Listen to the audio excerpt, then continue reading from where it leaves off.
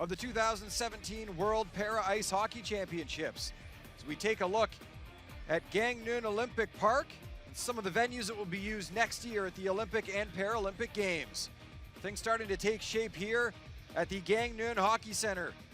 As we continue a full day of action, 7 teams continuing their quest for automatic qualification to the 2018 Games and for gold here at the World Championships. Welcome inside the Gangneung Hockey Center. It is day number 4 of World Championship action, game number 2. The United States of America getting set to take on Germany. The United States 2-0 so far in this tournament, looking to make it a perfect 3-0, while the Germans have been on the wrong end of a couple of heartbreaking losses. Mike Kelly and Brent Pope with you inside the broadcast booth. And for the United States, they have a couple players on the verge of potential team history. We'll get into that in just a moment. For the Germans, they're looking to keep this game close, as they have been, as I mentioned, on the back end of a couple of pretty tough losses. Well, they've hung in there tough. Unfortunately, their second game in day 2, they had a day off yesterday. They actually lose to Norway, and it's a 2-1 overtime defeat. And it's interesting. I mean, Germany have been able to stay in, and they've had fantastic goaltending in this tournament as well. As we look at the standings so far, and it is Canada who've played 4 games. They played the first game today here in day 4. They've got the maximum of 12 points. United States only playing 2. They had the first day off, remember, and so this is their 3rd game in the tournament. And Republic of Korea, with that good result against Canada, already with those 2 victories in the first game, they sit top 3 in the group. But it's about Germany here now. They sit in 6th place. They've got 1 point. Against the Americans, it's going to be tough to try to increase that tally, but they have been competitive, and they've been right in the games that they have played, and they have certainly given as good as they've had able to in this tournament so far. Well, it will be interesting to see what Germany can do. They are in that log jam trying to get a top 5 spot to earn that automatic qualification into the Paralympic Games next year. So goal differential is something that can come into play in a tie-breaking scenario. They'll try to keep this game close against the United States. Brent earlier had a chance to catch up with the head coach of the German team, Andreas Pokorny. Coach, game day 4, 3rd game for Germany today. Any lineup changes we expect? Any different players? Any injuries? No, we have one light injury, so we give him a break. But we change nothing. We have a very good game, or 2 good games, and we keep going. We talk about the last game you played on game 2. You took Norway to overtime. Obviously, always difficult to lose an overtime game, any game. How do you get your team back ready to perform today after that difficult game?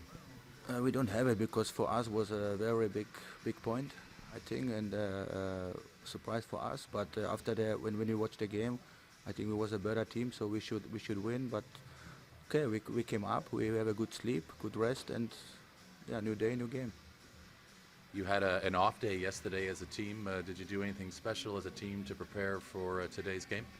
No, we have a light practice, light workup, good meal, and then yeah, today we ready again. So a stern test today against the United States of America. Your game plan towards that? You've had 2 tight games so far. How will you take on the United States? Today is a game for us is to honor to play a team like USA, to learn, see the best team in the world, and it's a lesson for us to watch what we can do in the future. But we're ready. We start to play. We 0-0, so we try it the best. We thank you for your time. We wish you the best today, Coach. Thank you. And you hear the thoughts there of the German coach, just talking about the respect that they have for the Americans. Of course, they are vying for one of those top 5 positions, but I think they understand when they're playing against the best in the world, the current world champions, they know that this is as much sometimes a learning curve and a development opportunity for Germany, because this could be a challenge for them today, of course, to get a result, but they'll want to execute small things and get small victories in this hockey game. Yeah, we heard him mention that there is a player who will be out of the lineup in this game, battling a little bit of an injury. That is a defenseman, Sven Stump, who will not be dressing for this game. And another big lineup change for the German team in this game. They're not playing their number 1 goaltender either. Simon Kunst, who has been unbelievable in this tournament, making many highlight reel saves for the German team. Instead, they'll go with the backup goaltender, so it'll be a tough test in goal, no matter who's in net for the Germans in this game. Again, we talk about the heartbreaking losses they've had so far in this tournament. They've been buoyed by that strong goaltending and keeping games close, but now it will be up to the backup, Klaus Broska, to see what he can do against the Americans. Well, this is a couple clips of the Germans earlier in the tournament, and that's the goal that they do score. We're just catching the tail end of it there, but they are a team that has been able to hang in tough against Republic of Korea. Remember, they leveled at 1-1. This is the herring goal, where he comes around the top of the corner here at the top of the circle and then just fires, and it's up over, as we'll watch it here, and it's finished up over Hamar in goal for Norway, and that's what levels the game, ultimately forces it to go through to overtime. And then this is Odin Bakke who finishes it for Norway. And I asked actually Andreas McCorney about that one. I said, was that a heartbreaking loss? And they said, actually, to get to overtime against Norway, that they deem as a team that's probably a little bit stronger than them in overall rankings and overall quality, they said they thought that was a result to get 1 point. So things are all relative, aren't they, depending on where you see yourself fitting in the whole bracket. But Germany, as they well know, this is playing against the best, and it's also an opportunity with a growing sport like para ice hockey to develop your team and to give them exposure to some of the speed and skill and, of course, the tenacity of the Americans today. We certainly know anything can happen in these games. We saw it earlier today, Canada taking on the host Republic of Korea. It was a 2-0 final, and that's a game where many people might think that Canada would have a large advantage, but the Republic of Korea has been phenomenal so far in this tournament, picking up a couple wins already. So certainly nobody counting out the German team as they get set to take on the world champion United States. And a little bit earlier, Brent also had a chance to catch up with their head coach, Guy Gosselin. Game day 4, Coach, and it's your third game taking on Germany today. Any lineup changes we're expecting for this one? We've been rotating a few guys through the third line, and we brought 60 over here, so we're changing that up a little bit and just trying to get guys some playing time, some rest. Our guys have acclimated pretty well, but again, we're just trying to give everybody a taste and keep everybody happy at this point in the tournament, and we'll continue to do that and kind of wrap it up towards the end here. An interesting result earlier on today. A couple of top teams in the tournament, Canada taking on Republic of Korea. Canada getting a 2-0 result in that one. Your thoughts about that scoreline and about that result? Well, I don't really read into scores. Again, that's why we play the game. Anything can happen on any given day, I guess. But, sometimes they go in and sometimes they don't. And it doesn't surprise me at all. Canada's got a fantastic hockey team. There's no doubt about that. And sometimes you get a little frustrated out there. So it doesn't surprise me. Tomorrow you have a day off. It's the midpoint of the tournament. Any special plans for your team to recover, to prepare for your match against Canada on Monday? Well, it's a long tournament. The guys are going to have a third game 3 days in a row here. We'll probably get them hydrated and get some good food in them, and hopefully we're going to have some decent weather to get out and do some team building stuff. Thoughts about Germany today, your game plan, what your approach will be to attack this German side? We're going to go out and try to use our tempo again and use our speed. Just like, there's no secret to it. Puck possession is a big deal, and just being prepared mentally for the game today. And finally, a question. The teams are all staying up in Pyeongchang, about 45 minutes from here. Your general thoughts about the Republic of Korea, your time here, and how you're enjoying where you're staying and enjoying the whole tournament experience? Well, I think it's a beautiful area. There's no doubt about that. The food's been good. The guys are enjoying it. We've had decent weather. We're staying at a ski resort up in the mountains. It's a pretty neat atmosphere. We wish you the best of luck today, and thank you for your time. Thanks, Brent. And as you heard there from Guy Gosselin, quite philosophical about making sure to balance his lineup, getting players in and out of it, and distributing the playing time. He recognizes that it's a short tournament, it's an intense tournament, and if you want to return to the top of the podium and retain that World Championship crown, you've got to use the full depth of your lineup and make sure that you're not overutilizing players, particularly in these early stages where, of course, I think it feels like the Americans are in good control of their performance and, of course, want to deal with each opponent as they come along their way. But, of course, as well, they're enjoying their time, as I had the opportunity to ask them there, enjoying their time in Pyeongchang where they're staying, and of course having a great experience here in the Republic of Korea. Declan Farmer is certainly enjoying his time so far in this tournament. In 2 games, he's already got 6 goals, which is currently tied for the all-time mark in USA hockey here in para ice hockey for a world championship. So Declan Farmer's next goal will be a record-setting goal. Most goals in a World Championship by an American player. He's got 8 points as well, which is a team best right now after 2 games. The record for most points in a World Championship by an American player was set at the 2015 World Championship in Buffalo, New York by his teammate Adam Page. So there's a chance that a couple of records here could fall in favor of Declan Farmer in this game. He has been brilliant so far for the American team. As we get set for puck drop between the United States and Germany, we take a look at the officials. Kevin Webinger, the referee for this game, the Canadian, the linesman from Canada, Matthew Fergenbaum, and from the Republic of Korea, Han Yul. The officials are on the ice. Both sets of players on each team, respectively, waiting to jump on the ice as well. Eager to get out there and get this battle underway. The United States and Germany have met 5 times previously in international competition. The United States 4 wins, the Germans 1 win, and the win from Germany came in regulation. So we obviously play the games for a reason, Brent. It's not a foregone conclusion that anyone's going to win here today, and a great example of that was the 2-0 game that we saw between the Republic of Korea and Canada earlier today. Let's take a look at the rosters for each team. Klaus Broza getting the call in net for Germany. He'll likely have his hands full. Well, he will, and of course he doesn't get a whole lot of playing time with the dynamic performance of Simon Kunst in front of him, but what you're seeing here is both these teams are utilizing and making sure you can't come to a World Championship and develop your program unless you utilize everybody. If you just go with your strongest horses all the time, of course, it's about developing for the future and growing the sport. And you have to give prime time to players. You can't just give exhibition games. These are World Championship points at stake here, and it will be Klaus Broska's opportunity for Germany to stem the tide, and he will certainly, of course, be under a lot of duress in goal, we expect today, from this very overpowering American offense.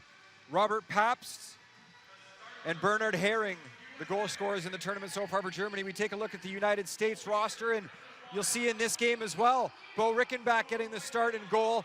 He did play 1 period earlier in the tournament as well.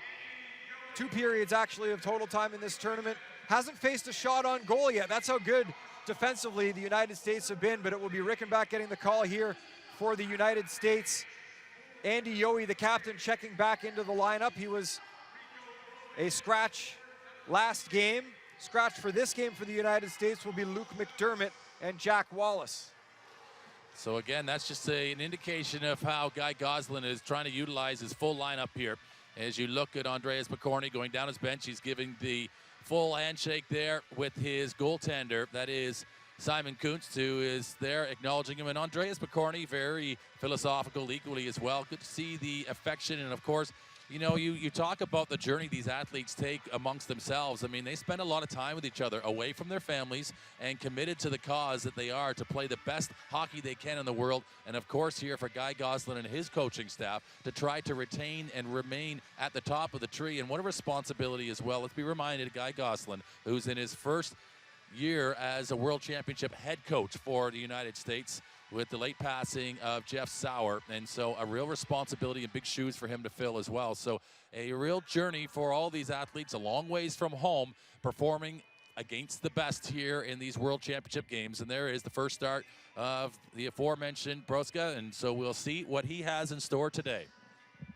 First minutes played in the tournament as well. Simon Kunst has played every bit of this tournament so far for the German side, and you take a look here at Bo Rickenbach getting the call for the United States of America, as we are moments away from puck drop between the USA and Germany.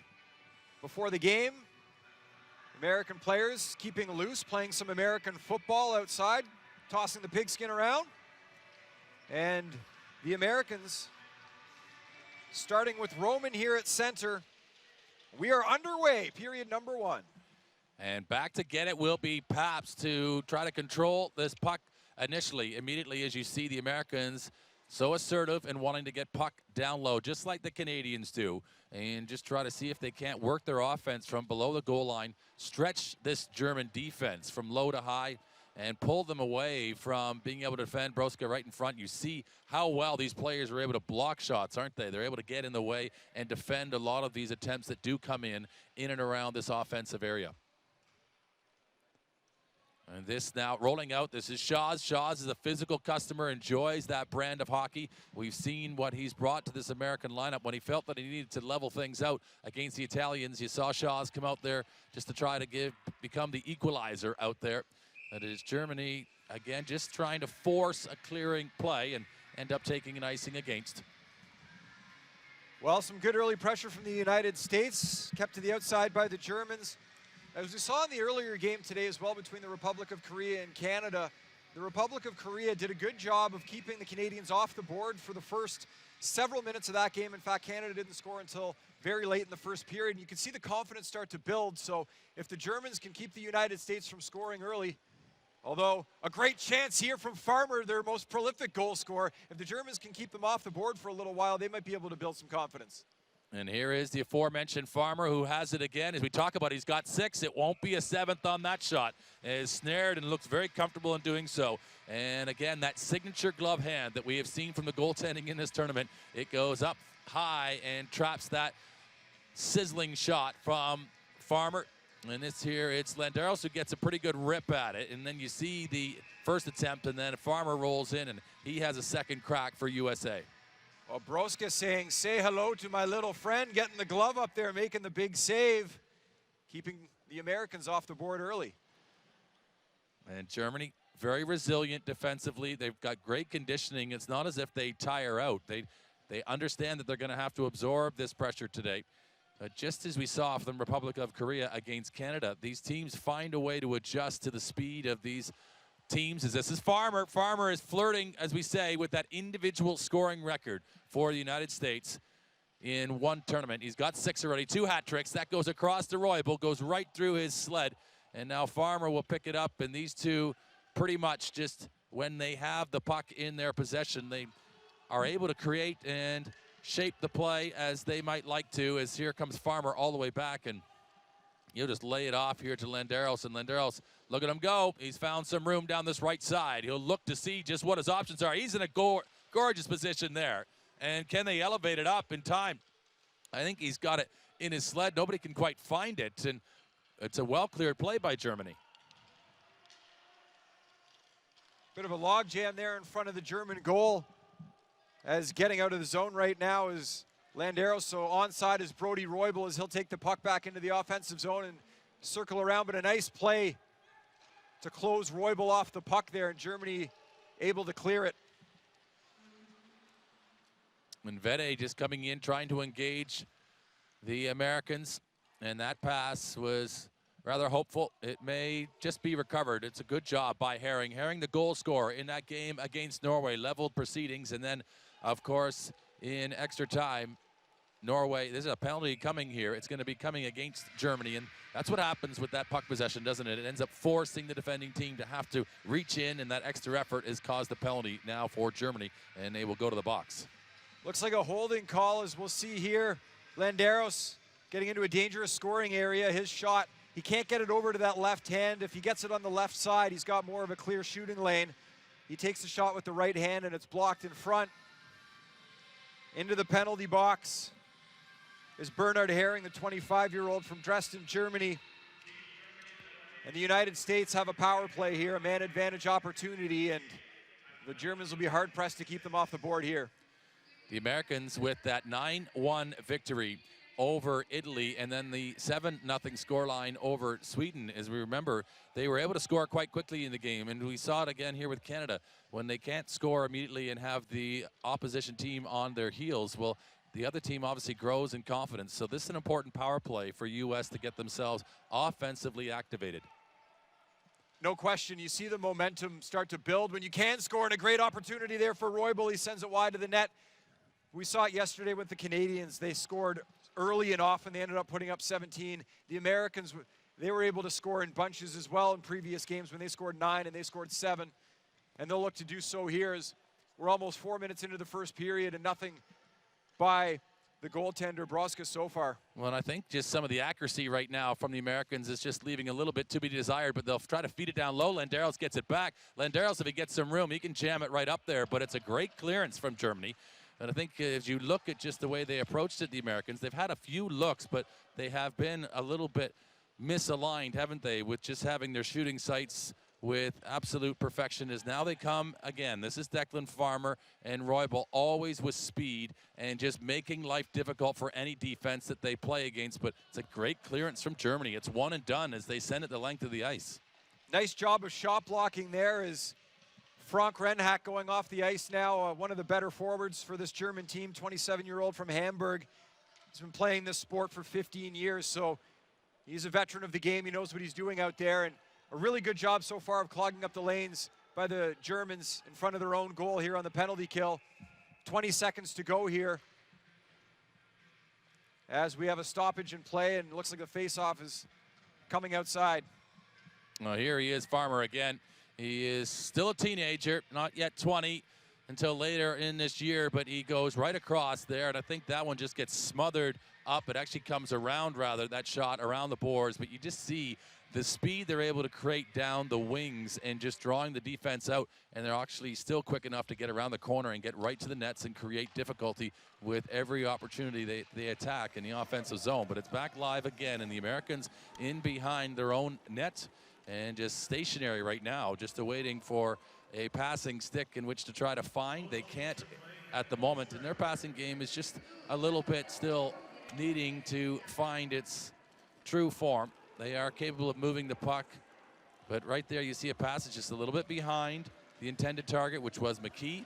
It's followed up here by Josh Pauls, but equally right now what Germany's doing is being disruptive as much as anything and distracting what is normally a pretty good flow to the American offense. But stepping in here, this is a good chance, and what a save again as we're seeing from Broska.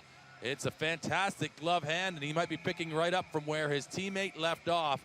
As for a moment we will pause as we have 9:35 remaining in this first period, and it's still scoreless between USA and Germany.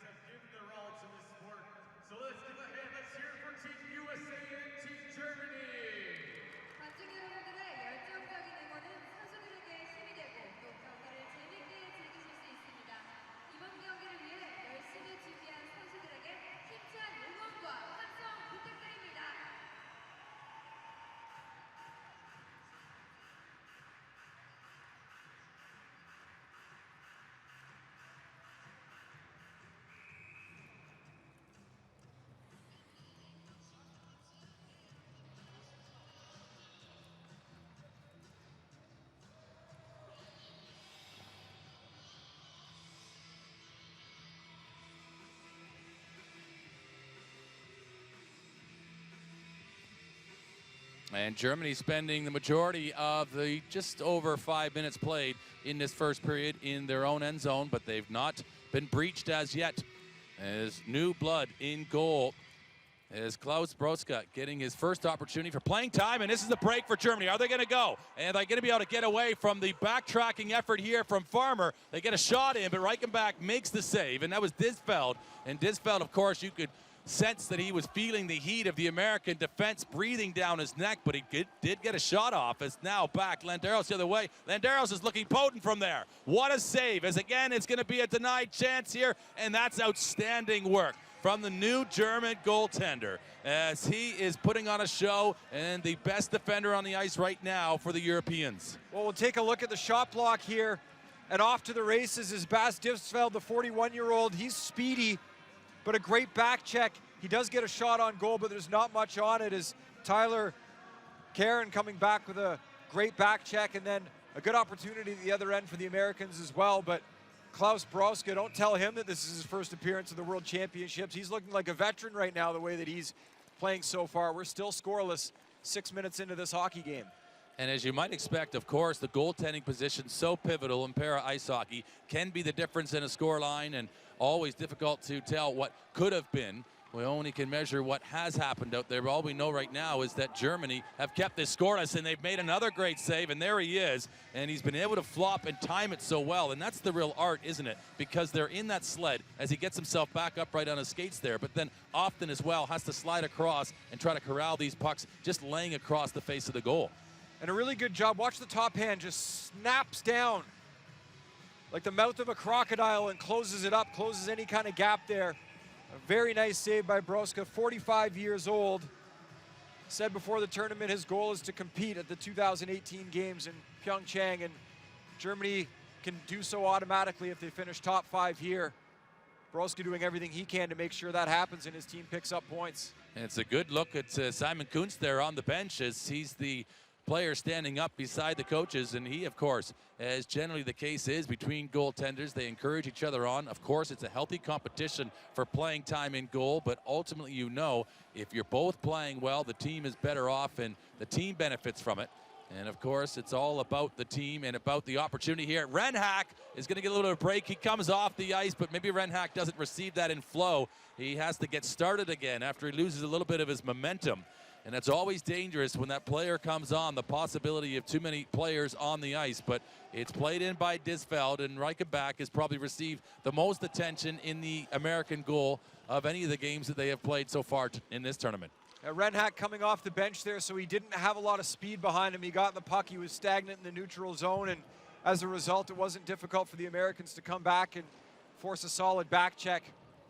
But again, we've seen a couple opportunities here where Germany's caught the Americans, gotten in behind the defense in the neutral zone, and that was how the Republic of Korea found some success generating offense against the Canadians. A similar game plan seems to be employed here, as that is an errant pass. And an offside, fortunately for the Germans, a delayed offside against the Americans. So Douglas just lets that one go because he knew the call was going to be made as soon as he touched it. He did intercept that diagonal pass from Germany, but there are the Americans, all 5, coming back in again on Broska, and he just awaits until Douglas arrives. Douglas gives a little bit of a shot to Pills when he does finally arrive at goal. But it's a very calm performance so far in goal and equally across all of the players for Germany so far, as they have been able to just take care of business. They're playing a pretty tidy brand of defense in front of. And remember that game with the Canadians earlier on today. They didn't score until the last minute, and maybe they were a little bit fortunate to have done that against Republic of Korea. Germany hanging tough here right now with USA, but Roybal and Farmer, 1-2. They've got shooters. Well, there's another glove save. They've got rather blockers in front of the shooting lane, but he did find a sliver, a little bit of room. Look at Roybal, though. He's got speed in which to burn. Roybal's in. What a save again, and it's becoming a highlight reel right now for Broska as he's putting on a show. And here in the afternoon matinee at the Para Ice Hockey World Championships, right now Germany is putting on a goaltending clinic, and it is led by their Klaus Broska, newly involved in these World Championships. And again, he makes a glove hand save, look as though he's been doing that, of course, all his days. All glove, no love for Brody Roybal. What a stop there by the German goaltender. And the Americans might have to start thinking about trying to go blocker side here, as that trapper hand has been quick. And this is Farmer. Farmer is going to give trouble. There's a ricocheted shot, and good fortune for Germany. You often see some of those plays, particularly with the amount of shots coming in from the Americans now. A broken shot like that can often fall against you, but a little bit of good luck, a little bit of puck luck maybe for the Germans in the way they've approached things so far. They've played well. Herring tries to break it up, but it's Farmer in now to McKee. McKee with a shot, and again, a good defensive effort. It's Pabst in front, the assistant captain, who blocks it. Now Farmer's going to go to the left hand, but immediately there are Germans in the way, and is there a 2-on-1 here? I don't think Herring saw it, and they get handcuffed. They don't get out of their own zone, and that's a little bit of a costly non-clearance from Germany. You've got to get the puck out when you get that limited opportunity to clear it cleanly. And now USA still in the zone and asking questions of this German defense. Ingo Kulin-Lostein had 2 opportunities there, number 33, for the Germans to clear the puck, and he couldn't do it. And now the Americans, another phenomenal opportunity, and it's off the goal post. So 2 opportunities for Kulin-Lostein to clear the puck. Can't get it done. That's just sloppy play defensively, and he's in a board battle here. will do all he can to win it and try to get this puck out as these German defenders are getting tired and now they're forced to take a penalty.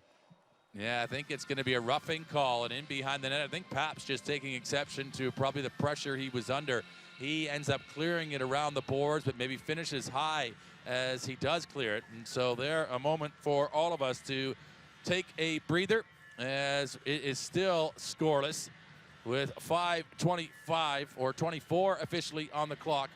And it's going to be a power play coming up for United States. So into the box is Pabst, member of the 2006 team that finished 4th at the Paralympics, so he's enjoyed some success internationally, putting up a good result with Germany then and looking to do so here again. The horn just went off and it's gone off again. Not exactly sure why, so the officials will halt play here. So we might have an issue with the score clock. And so potentially with the power break opportunity, there it is now being officially put into employment, and I think that was the case. We still have 5:24 remaining on the clock, and both teams will pause for a second. Scoreless in the Gangneung Hockey Center between Germany and the United States of America.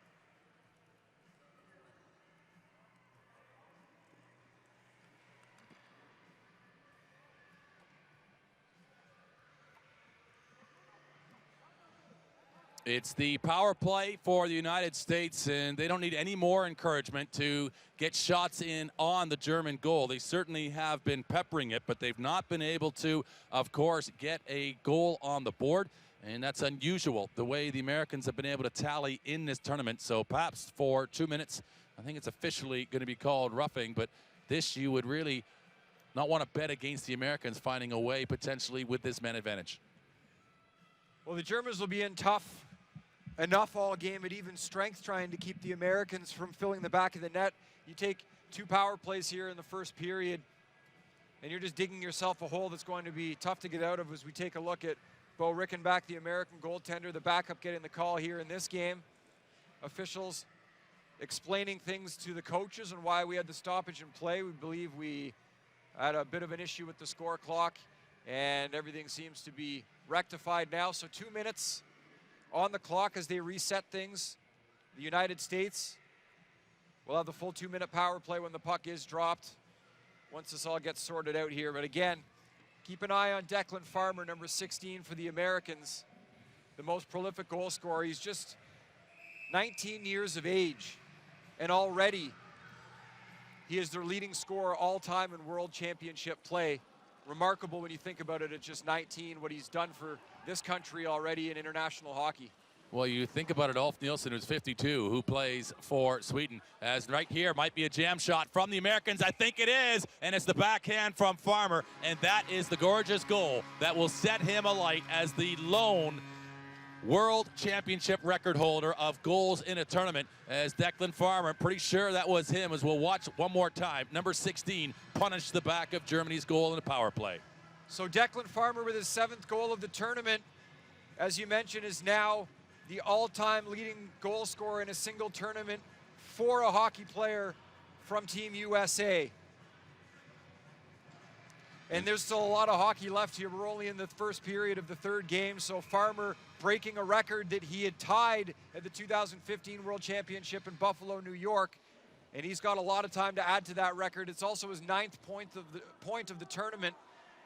The record for most points in a single tournament by an American is 11, which was teammate Adam Page at the last World Championship. So Farmer Not only is he the all-time leading scorer at a World Championship for an American, he is also now the single World Championship tournament goal-scoring leader, and there's a good chance he could be the point leader by the time this thing's all said and done as well. Well, that's the point there, just talking about Nielsen, and of course maybe a player, a forward, maybe doesn't play quite as long as a goaltender potentially, but it really is interesting. He could be playing for a long time still, as this is across the line. The Americans, there's the drop pass. It is Shaw's. The Page comes in, and I think he can't actually get it through to goal. I think it's a smothering defense, a blanket in front of him of German sweaters that just sort of prevents that one, but there is Shaw's. Shaw's will get the final touch of it, I believe, as finally they have broken through, and a couple of back-to-back jacks have got the Americans now 2-0 up.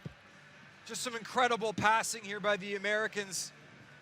As you see the puck on the stick of Josh Pauls, he stops up, spots a lane, gets it to the middle of the ice, and there in front to tip it home is Paul Shaws, who beats his man, Christian Yoster, to the front of the net.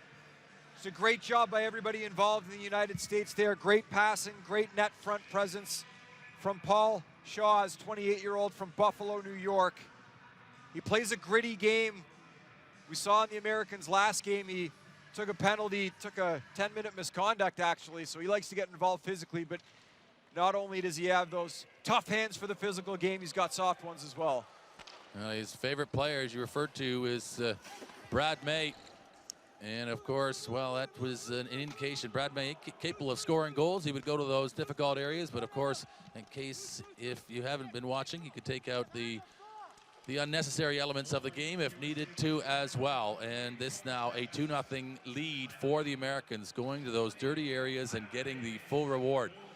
As we are inside, as you can see, inside of 4 minutes in this one. Renhack now out here. Renhack might have a little bit of a go up this left wing and see if he can apply some pressure, but Christopher Douglas is back in good position, and now Douglas with a little more puck confidence will take this one through the neutral zone. And he's got a chance here. He might have had the defense turned around backwards, but a good play there as Germany come across, and then Renhack will just try to move things up. That's a long distance effort from Renhack, and he probably just gets a little bit of ahead of himself there. Maybe lost his bearings as to where he was, and maybe a little bit more optimistic that he was going to hit the net there, but that one will go for icing. A little bit of an encouraging spell from Germany in a response to the Americans' last couple of shifts and those couple of back-to-back goals. Another face-off in the German defensive zone, another opportunity for the Americans. 5 against 5. Roybal will leave it out there for Landeros. Landeros, as a skipping shot goes off of Renhack's helmet, I think, and changes direction. And again, it's another wonderful save from Klaus Brauska, and I think Brauska is certainly giving food for thought to Andreas Picorni that he has got an option throughout the remainder of this tournament. And Picorni understands that this, of course, a game against the Americans is an opportunity to develop and improve and get better. And it's not to say they aren't competing for the victory. It's just that certain teams, you understand that there's the opportunity to try to raise your standard, and you have to be realistic about just the challenge ahead of them. But my goodness, he's certainly put his best glove forward in this one to be able to compete for more playing time in the German goal.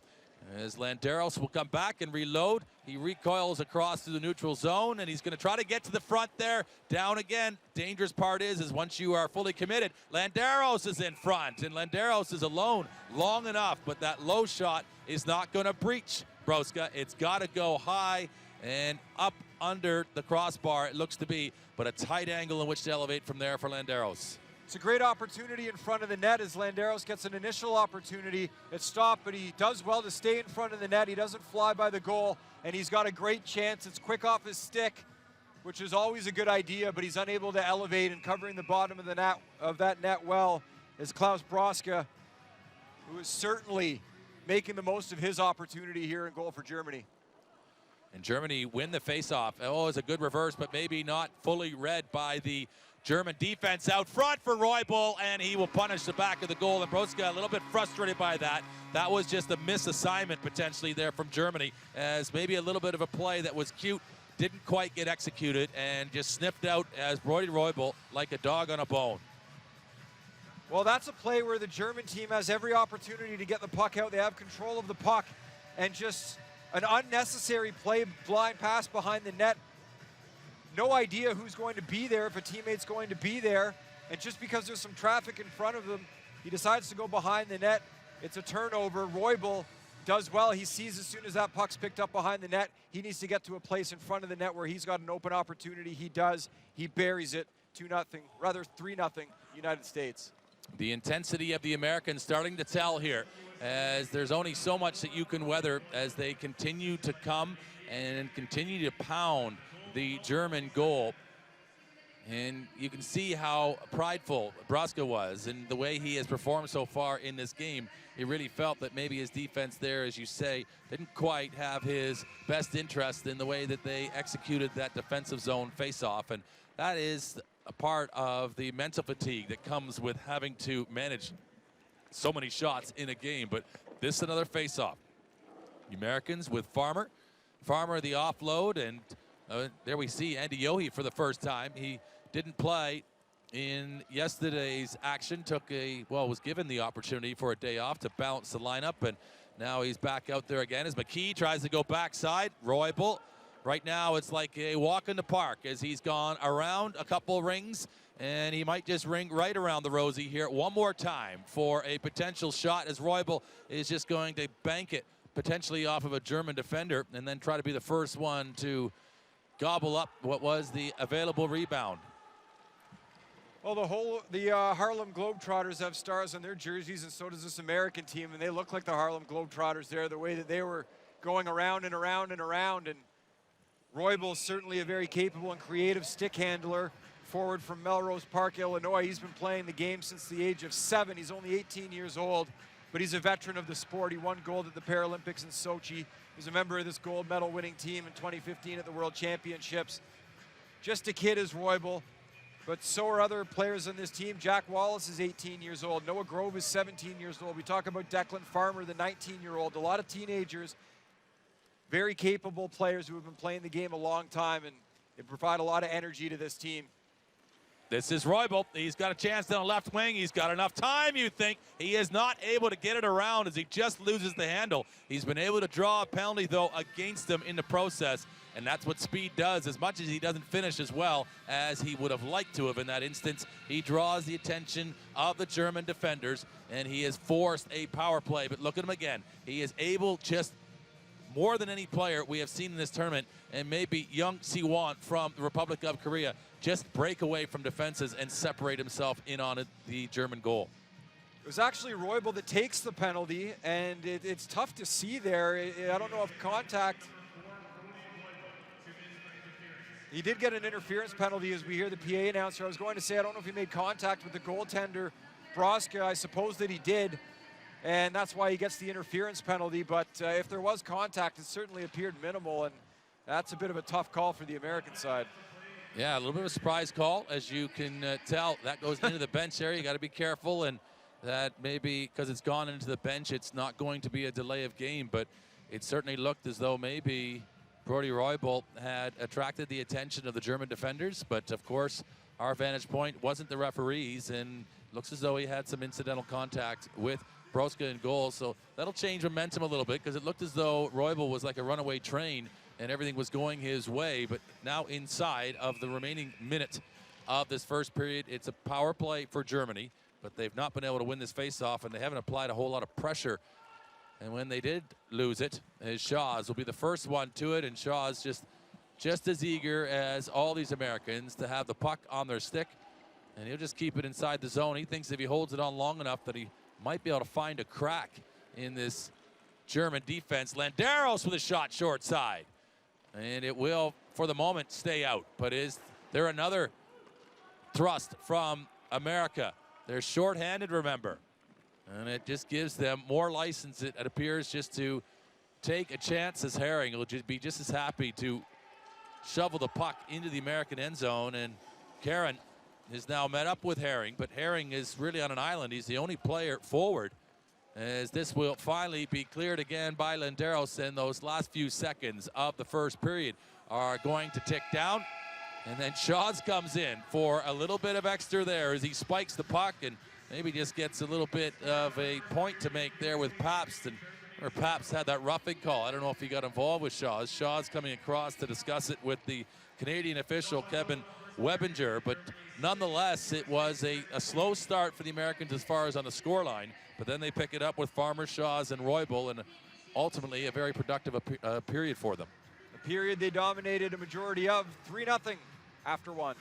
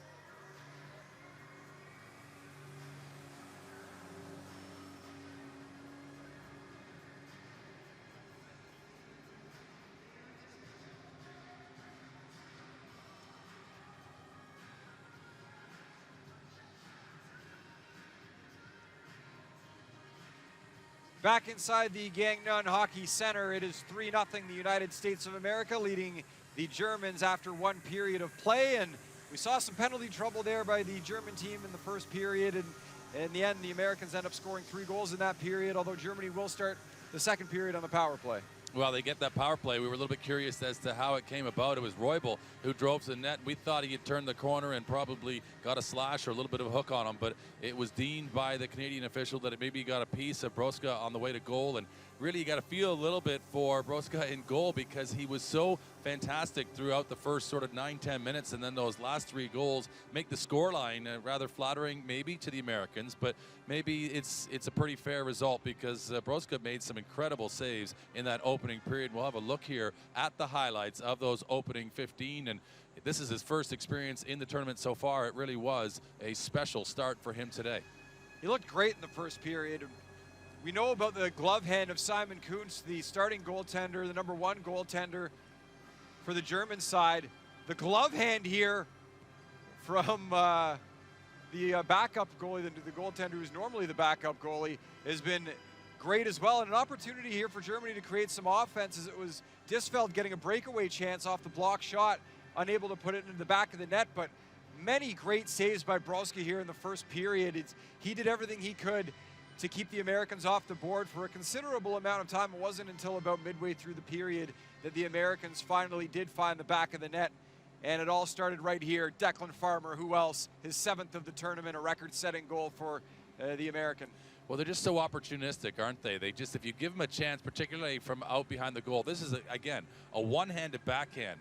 I mean, it's just, we've seen the elite players in the world and in this tournament score that goal, but it's a very special play. As that's the Shaw's goal as he goes to a dirty area right in front of the net. And we say dirty because, of course, that's where things can go wrong. That's where you can receive some punishment. That's, of course, where you can receive, of course, maybe an interference call against the opposing goaltenders. So it's a high-risk area, and not everybody is willing to go there with as much determination as Paul Shaw's is, but he gets rewarded with the touch and the final redirection in this here for Roybal. Roybal buzzes around that net like a buzzsaw. Literally, he just is like a road runner, as we've seen him going around the outside and just circling his prey until he takes his opportunity to pounce. And you see him pounce here on the backside, and don't blink because Roybal will make it and he'll score in the back of the net. He and Farmer together are absolutely electric, and there doesn't seem to be anybody in this tournament. And as much as I've really enjoyed the Canadian performance, those two just have so much speed to burn, so much youthful enthusiasm, but also that great execution.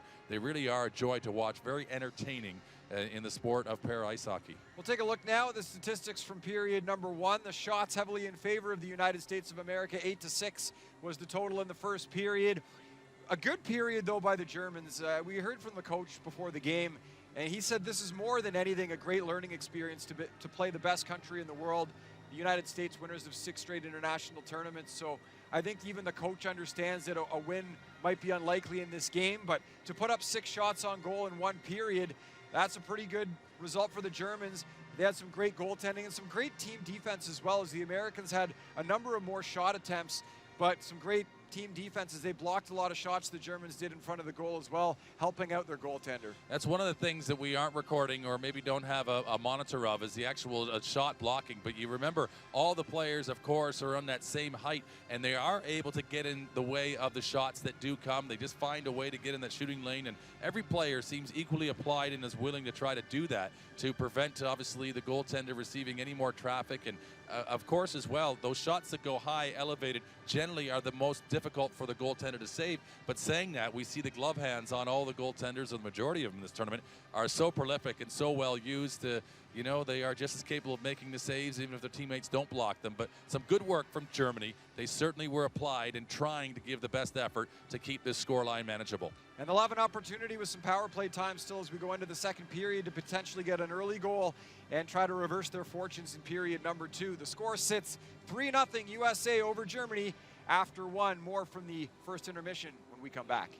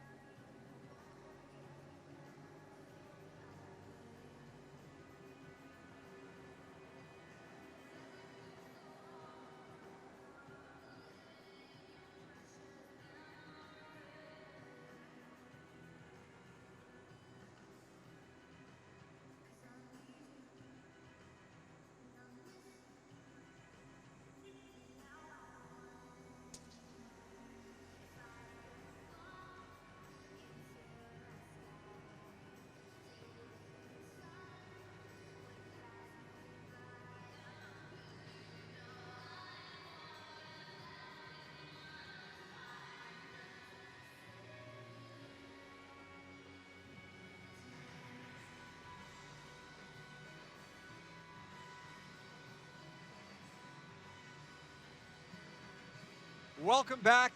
3-0 the United States. The lead over Germany after 1 period of play, and the scoring was opened on the United States front by Declan Farmer, the 19-year-old who has already had an incredible career with USA Hockey. He's playing in his 3rd World Championship, and he's done so much damage in the goal scoring department. With his 7th goal, he's now scored more goals in a single World Championship than any player in USA Hockey history.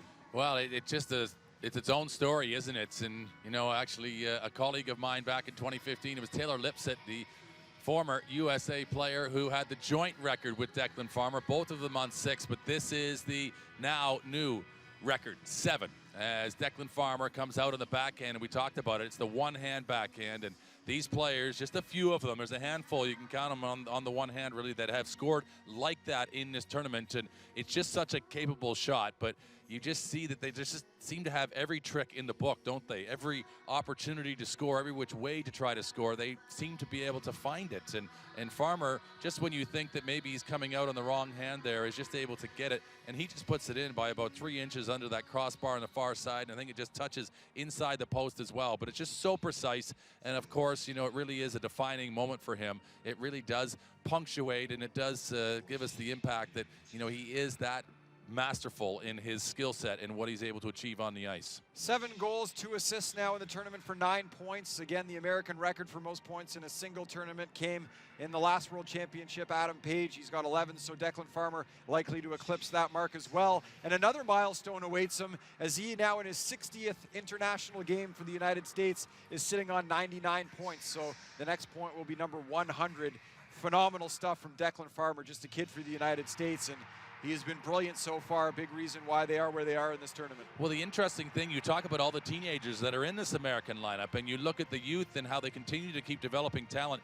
You know, even talk about the media notes that we receive from the USA hockey program. They are just absolutely superstars in how they approach developing para ice hockey, and of course developing their talent and making sure that the talent that is in its prime right now is getting full utilization. So equally Guy Goslin as well, balancing his lineup. They have a real holistic look at how they want to develop their team, develop the program, and they set a benchmark within the sport about how they go about their business. They are just top class, the American program.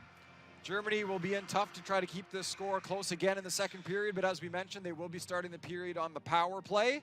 It is 3-0 United States, second period when we come back.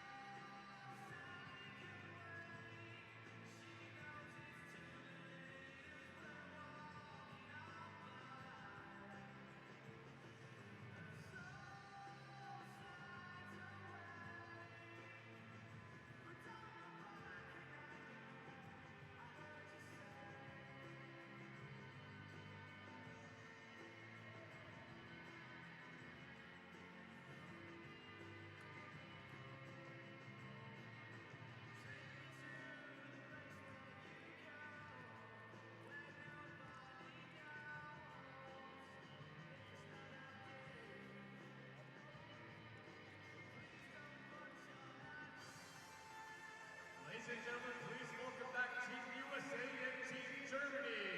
관중 여러분, 미국 팀과 독일 팀을 환영해 주시기 바랍니다.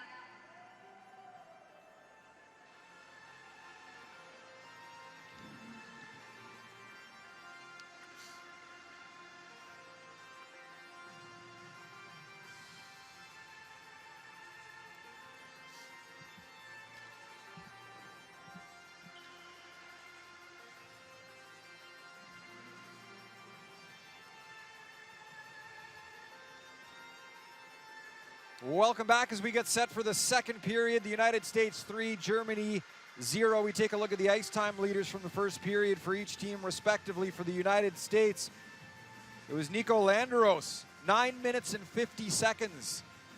And for Germany, it was Frank Renhack, over 9 minutes as well, as he had 9 minutes and 8 seconds of ice time.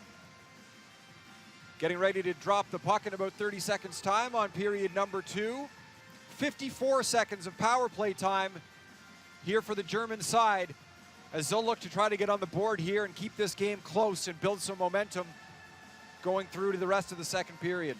Just a couple of goals so far for Germany in this tournament. So this now where they really need to push on and see if they can't utilize these man advantage opportunities. They did score in a power play. It was Paps that actually got that elevated shot against the Republic of Korea in their first matchup in day number 1. And now, so can they get this puck though on their stick? That's the challenge. It's a little bit wet out there right now and not able to be cleared, and that's a little bit of a challenge for, you see Landeros, he can't get it quite as controlled as he would like, and we've seen that a couple of times. It's a little bit warm outside. It's going to be 27 degrees Celsius tomorrow, officially on Easter Sunday, and it rained a little bit, and you can tell sometimes when there's a little bit of humidity outside, a little bit of heat, that this ice will sweat a little bit. But it is Germany inside their own zone, still trying to get possession of this puck, and it just now for a second comes out as Rico Roman will play it back in, and maybe the Germans are just trying to get their thoughts collected here. It's a little bit slow and a little bit steady to try to come forward, but this from Herring, he tries to get onto it and can't quite, as now the 5-on-5 action continues as Roybal was the one penalized. There's a shot from the outside. Broska is equally as ready for it again in this second period, and he picks up where he left off. As now, as we say, it's back to even strength, and the Americans with one line change, Germany with a number of them as they get themselves out in good position. Need to get a fifth player on the ice, and they've done so. And a little bit, again, a misguided pass as America just trying to capitalize on that little bit of an opening why the Germans transition. And it's that second period always, isn't it, Mike, where they make those long changes that becomes that much more difficult. You got to be cognizant of where everybody is on the ice with line changes so you don't get caught by the other team. And 54 seconds of power play time for the Germans to start the period. They weren't able to generate anything. It's Farmer, as we gave him his due in the intermission break, just about what he is and where he sits now in USA Hockey's para ice hockey program. And he, of course, as we say, stands alone now as the lone holder of that record. He shared it as this is Roybal, and they get a piece of him. So Roybal this time, that's what we thought maybe happened last time, a little bit of interference, but he cuts across kind of east-west through that slot area, and he draws the hit. And I think just catching a piece of him there, that's the German player, that is Christian Jaster. And he will now go and sit down for 2 minutes or less, as you expect this American power play to pick up where it left off in the first period. Hooking call there on Jaster. He just couldn't handle the speed of Roybal. So, as we say, 5 against 4. Disfeld does well to pick up the loose puck from his own face-off win. And it continues to go on. Well played from Disfeld. Basically on his own against a couple and then a third American forward. Finds a way to just to burn precious seconds off the clock, and that should take care of the first 30 seconds or more now, the way it's been quite deliberate from USA coming out of the zone. Then they've given it away, and now Disfeld benefits by just slamming it in behind. Reichenbach in goal again, and now all of the Americans come back, but they're just looking to find a lane if they can. Roybal, always with such great speed, able to maneuver himself. He's going to shoot from there, and he does. He goes far left to the post, and Roybal, you can see him loading up his gun. He was ready to give it all he had. He just, again, wasn't quite with the sights on it. Landeros, there, a ricochet. And there needed to be another American forward following up on that one in the slot area, but easier said than done, not always knowing the angle in which it will come off. And Broska, again, as he just gets himself turned over, and that's as much there, that position, to try to whip himself back upright, but Roybal is just firing through into the offensive zone. Couple of good opportunities here, and I think the Americans are sick and tired of seeing Broska with those glove saves, so Roybal tries to go low on him, ends up putting it wide of the far post. And not a bad plan, unfortunately, though. It just ends up, if you aren't accurate enough, and you just have to almost percentage-wise just wonder the shot attempts as far as shots actually recorded. And I would say, hazard a guess, about 30 to 40% of the shots attempted, and how many actually arrive on goal, depending whether it's a misfire or, of course, the blocks that are in front of him. So it is a challenge even to get a shot in, as there's a good one from Farmer, and he, of anybody, knows how to get a puck through to the net, but Broska equally knows exactly what to do with that one, and it's another face-off for Germany. with 32 seconds remaining on the penalty to Yaster. A nice glove save there, and the Americans will continue to try to press here with 30 seconds to go here on the power play, as they've had a couple of good opportunities already. And that pass just, again, the movement not quite as clean and as crisp. That was Landeros. He was thinking about cupping that one. Cupping it, putting on his forehand and doing the old reverse Schuster right into the top of the net. And if you need to check your Urban Dictionary as to what that was going to be the highlight move, where he just slams it in elevation on his stick, and they're able to. It's not a carry like you might think in basketball, where if you just kind of palm it over, but you can, as long as it's in continual motion. Just pick it up, put it on your blade, and tuck it in if you can. Well, an opportunity there at the side of the net for Kevin McKee, the 27-year-old from Davenport, Iowa. He wasn't able to get as much on that shot as he would have liked. He wears 88 because his favorite hockey player is Patrick Kane, and he's got some of those similar moves. He wasn't able to get good wood on that shot there, and as a result, the Germans able to kill off that penalty, although a shot right there in front of the net from Shaw's, and the Americans scored Shaw's second of the game, and it's 4-0. And Shaw's with a gorgeous position and equally a well-timed feed right onto his stick. And he's the money man here, isn't he? As he comes right down. You see him come around the end. It's almost like an end around in American football. He times it perfectly. Give me it right when I need it. Provide the set. I'll spike it. And he puts it high into the net. And he's got himself a pair in this hockey game. And Shaw's, as you see him already ready for business, and he checks in beside his German teammate. Drop the puck, coach. I'm ready to play. And you wouldn't doubt against Shaw's today trying to score a hat trick. He's got a lot of time left to do it. Still 11 minutes plus here to go in the second period, and he's been all around the net the whole game. So Germany a little bit untidy and trying to get this puck. They need to just keep their mental focus here. That's as much as anything. Is, of course, when you get physically tired, of course, you get a little bit lazy in some of your habits and what they're doing. If they can just keep their focus here right now and keep things tight, that'll be what they're thinking. But this is a replay here again of the Shaw's goal. Yeah, and he does a good job to get right in that prime scoring area, right in the middle of the hash marks, right in front of the net. And there's only so much that Broska can do as he waves at it with his glove. He's been so good with that glove hand in this game already, but you can't stop him all, especially when you're getting a wide open look from that area. And equally the speed in which Shaw's was coming in towards goal, but this is Page. Page the offload back to the blue line.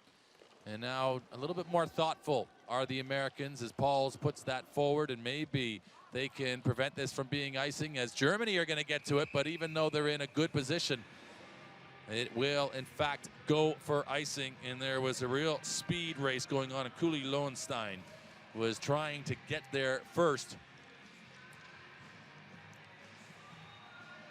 Good effort, good hustle there. Showing a little bit of speed was Ingo Cooley Lowenstein.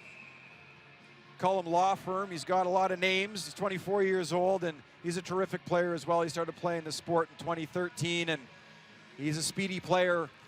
We mentioned defensively, he had a couple of miscues earlier in the first period. Here's an opportunity in front of the net as the United States continue to press. That was a golden opportunity there for Chris Douglas. And that might have been his first shot attempt of the tournament at goal, and he took a pretty good one there. This from Landeros goes high to the short side and again misses. So a couple of attempts, both of them miss, and it just goes back to that point just about some of the accuracy times. If they could, of course, capitalize on a greater percentage of the chances, you could imagine the score lines and the way they would be. But equally, these goaltenders, they are so capable of managing these shots too. Douglas, the underneath over to, and it's a shot coming in. The save made on Billy Hanning Jr.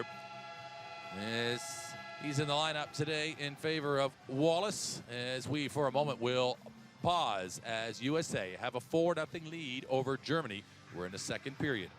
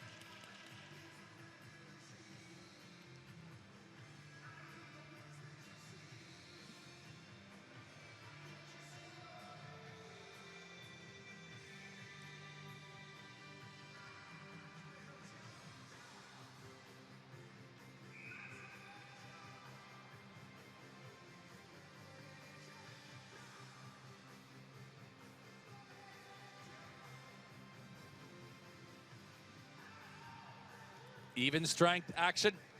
As the United States, just the one goal, and rather just the one goal. It is the Schaus goal that is the lone one in this second period. You just saw it a moment ago.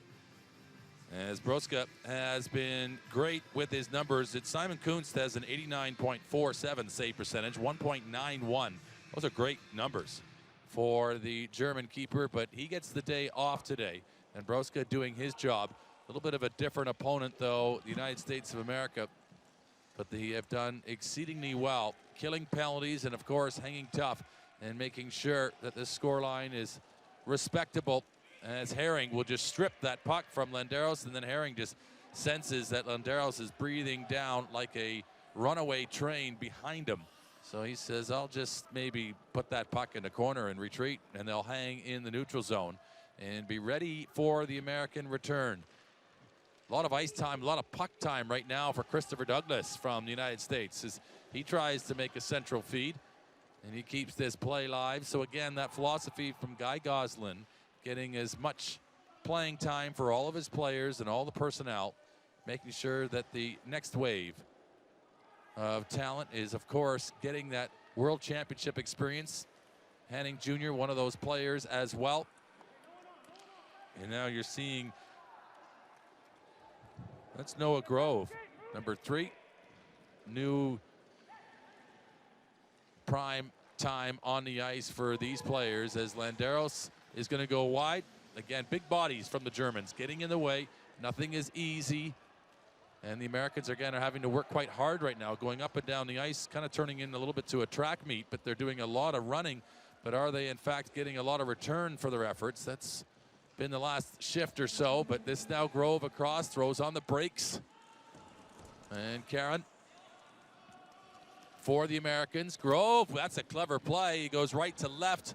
Maybe surprises the German goaltender, but that shot accuracy, again, is just one of those things they need to just continue to monitor. Germany was going for a little bit of a line change there. They had one player going off, so they were caught with just 4 in the defensive zone for a little while, and it opened up some space for the Americans. A couple of opportunities at the net, but nothing on net, as we'll take a look at the stick handling now from Landeros as he centers the puck into the middle of the ice, and in comes the speedy Roybal.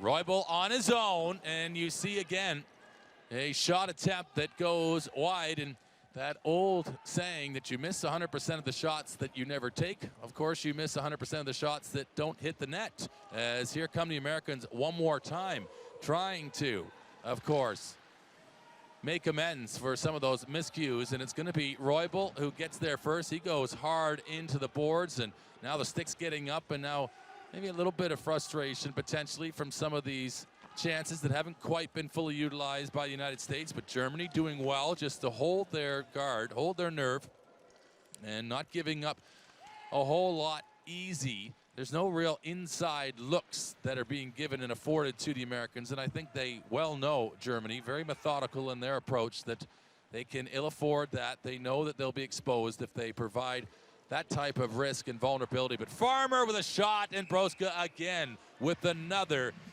game-changing save, or certainly a highlight reel one for Broska, as he is stopping the most prolific goal scorer in American history. Point blank here as he comes down straight at him.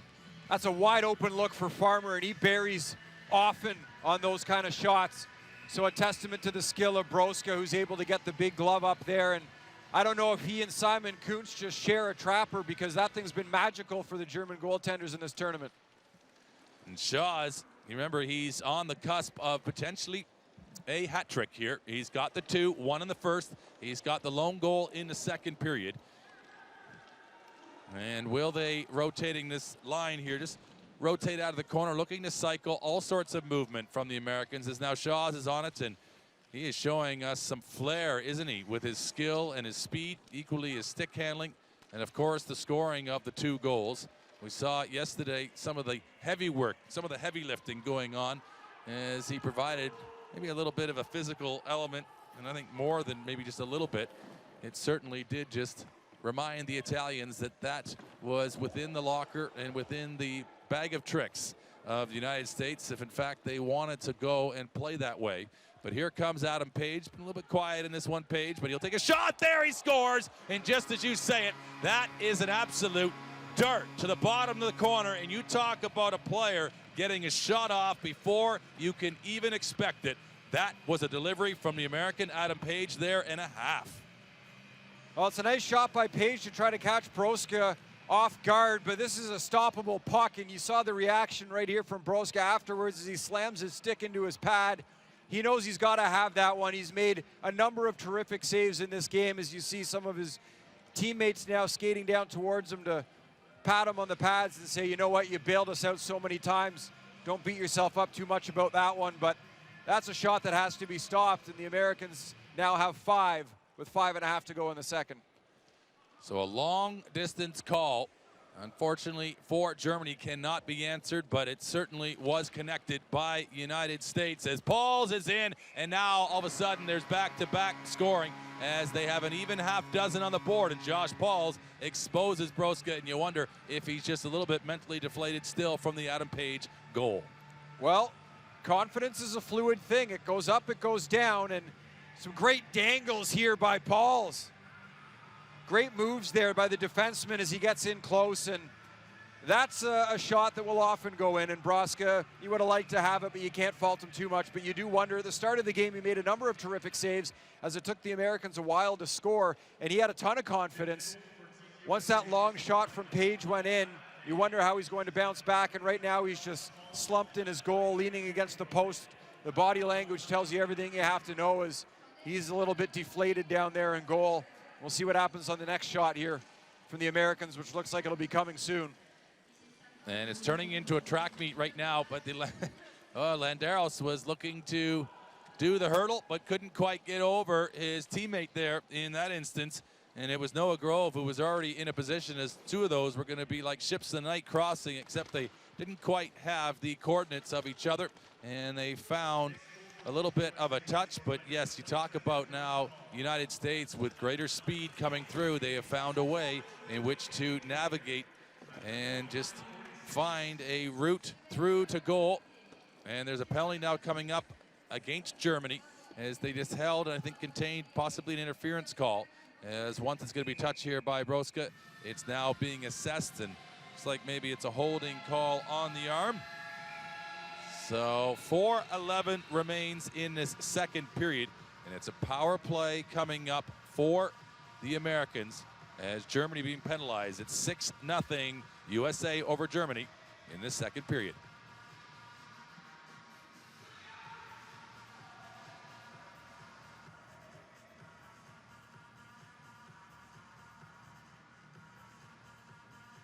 Team Germany penalty number 13, Matthias Albers.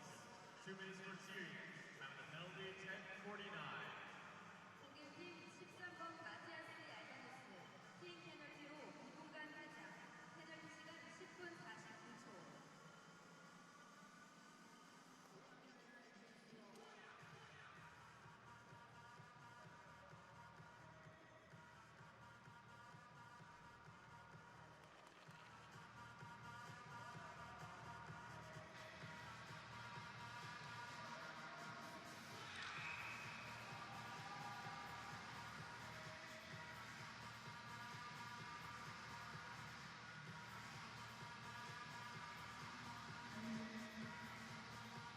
USA with some momentum here in the second period. They have 3 goals, just as their offensive output was in the first period, but still 4 minutes 11 remaining in the second, and the way they've been able to score with quick succession, they've established some momentum here later on in this second, and you wouldn't bet against them maybe finding the way to get to a 7th goal, but it's been a pretty strong and dependable, pretty consistent performance from Germany. But here again, Douglas is going to take a chance at it, and Douglas may in fact be another one of those new scorers in the lineup. He hasn't had the opportunity to get on the board for USA in his tournament, but he is certainly playing with the idea.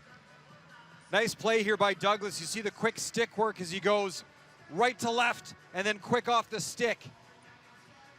The release, very fast from Douglas. Not enough, though, to fool Broska, who makes, I don't know, about his 45th glove save of the game.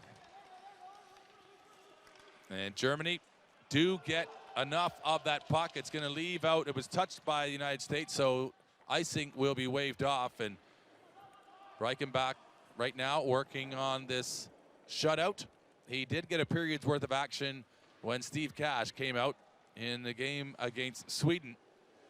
And it was Cash who stayed in for the entirety of the match against Italy. And it was the one goal that Cash actually conceded. I'm not sure he could have done a lot about it when it was Sandro Caligaris on the power play. But this now is the power play opportunity for United States. Tyler Caron with the attempt there doesn't quite get as much of it. And you're seeing this a shift with Grove, Douglas, Caron on the ice here, and Billy Hanning Jr. with Landeros. So great execution from Guy Goslin, giving his players the opportunity who don't normally get this prime time as Landeros goes off the near side.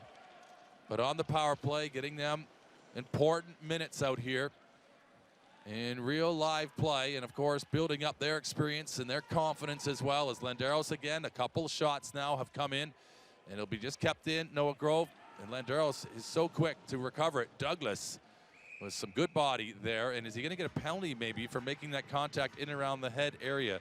Possibly an elbowing call, and with that opportunity and a chance for more experience, maybe there is a little bit of experience that will come his way for Christopher Douglas, just trying to control your emotions, particularly on the power play. Douglas playing in his second World Championship, the Orlando, Florida native, battling a little too hard. He got the elbow up. He'll sit in the box, so we'll have 4-on-4 action here for 16 seconds. And then it will be a German power play for a minute 44. So more space on the ice, and that will bring about who you might expect. Declan Farmer, Brody Roybal on the ice for Guy Goslin. Andy Yohe, the captain, as well, as this one will just get fired off the glass. What a clearance by Pills. That was as good a clearance with as much velocity and force as we have seen. But Roybal now coming back, and that's always a scary prospect when he gets speed in his stride. As this the offload for Farmer to Roybal, and it's trying to be Farmer to get back, and it's going to be a penalty drawn against again as Pills just gets the jackknife into Roybal and puts a stick in his spokes and turns him at the right time just before he gets the shot off here as you watch it again. Farmer with the offload to Roybal. Roybal with a lot of speed, and there's Pills trying to catch him. He gets the free arm on him. I believe the call is hooking. You could call it holding. No matter how you slice it, it's 2 minutes in the box as he took away a scoring chance there. And just like that, once again, we're back to 4-on-4 hockey. Pills likes to play a rugged brand of defense, and you see that from the Germans. As we say, quite sturdy, solid, dependable.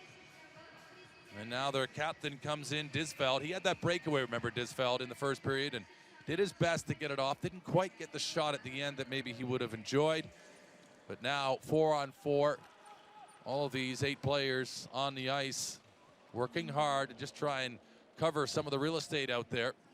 Bruska is going to want to stop the bleeding now. He's let up those 3 goals, and if he can just keep it to that, he'll see that as a small victory. Andy Yohe just turning and waiting for some support, but it was a little quick in arrival, and he wasn't quite ready to provide that service.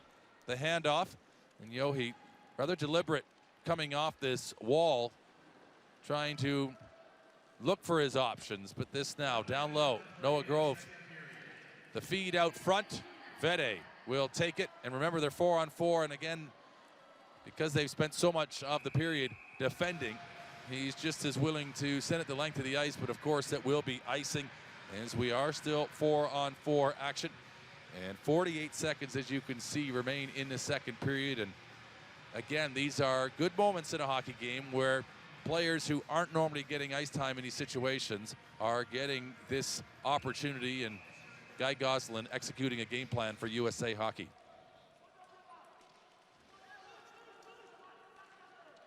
Scramble off the draw there, and a nice play by Germany to clear the puck. Again, we are playing 4-on-4 right now, so it is even strength, but in 10 seconds, Douglas comes out of the box for the United States, and they will have a power play for about 45 seconds.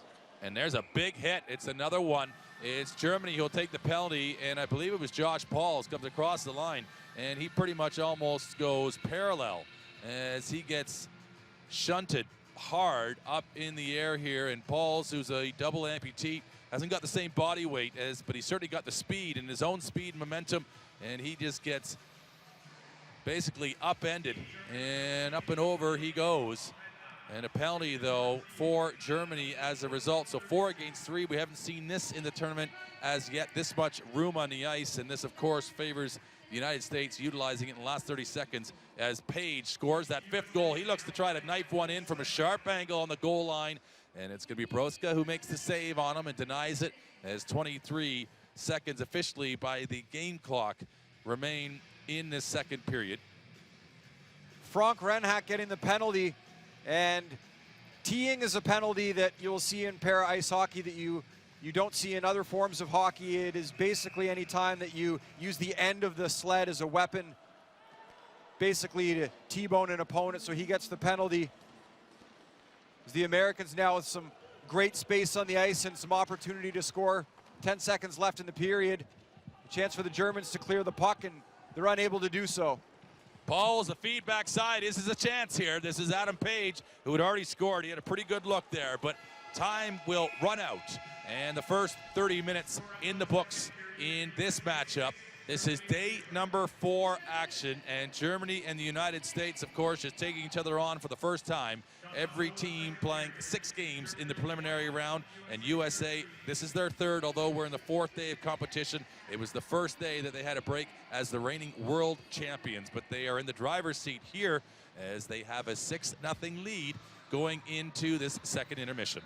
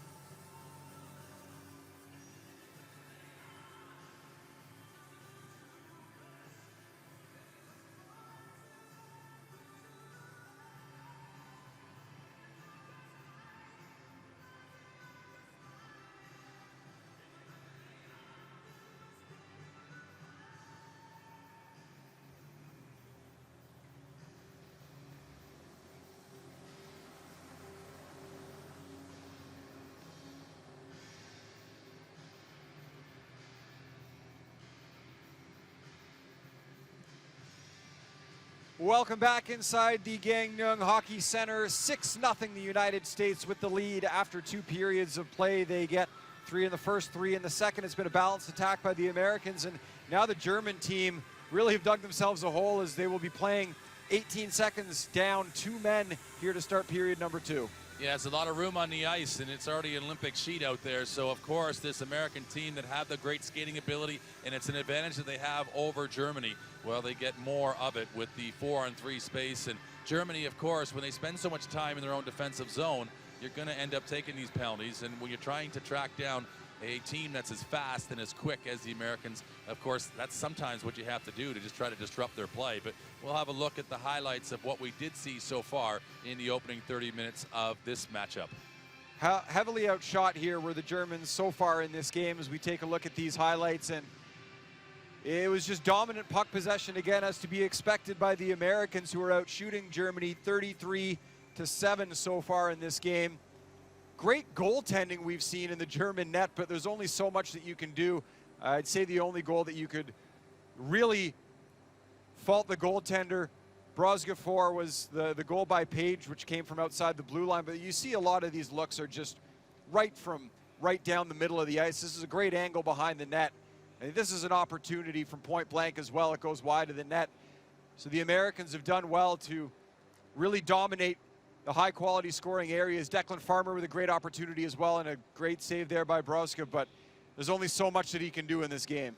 Yeah, I think things generally just level themselves out, don't they? I mean, of course, Germany are putting their best foot forward and performing very well against a very skillful and what you probably would say a superior opponent. But, you know, at the end of the day, you can only take so much pressure. And Brozga in this second period, he gets frustrated by letting in a long-range shot, but he has faced so much over the course of the opening 30 minutes that eventually you're going to break down. You can only take that for so long, and particularly when they're in these great positions like Josh Pauls is there, and then you're facing the type of opponent that you are. That speed coming at you and the ability for the shooter to be able to look, and of course to get the goaltender to commit first. And that's a lot of what happens here too. When the goalie starts to lose a little bit of confidence or actually gets a little bit tired, they commit first, and then obviously the shooter has the opportunity to elevate the puck and to go into the open areas at the top of the net. But these are the stats so far: 33 shots for the United States against 7 for Germany, and 24 face-offs, 1-17. So that's a relatively fair competition going on there. Germany physically quite strong. They're able to compete in those areas when they're in the trenches together, but ultimately the United States just coming at them with just too much continual motion really is the most difficult part for Germany to contain in the opening 2 periods of play. It was a better first period for the Germans, who had 6 shots on goal. They only managed the 1 shot there in the second period.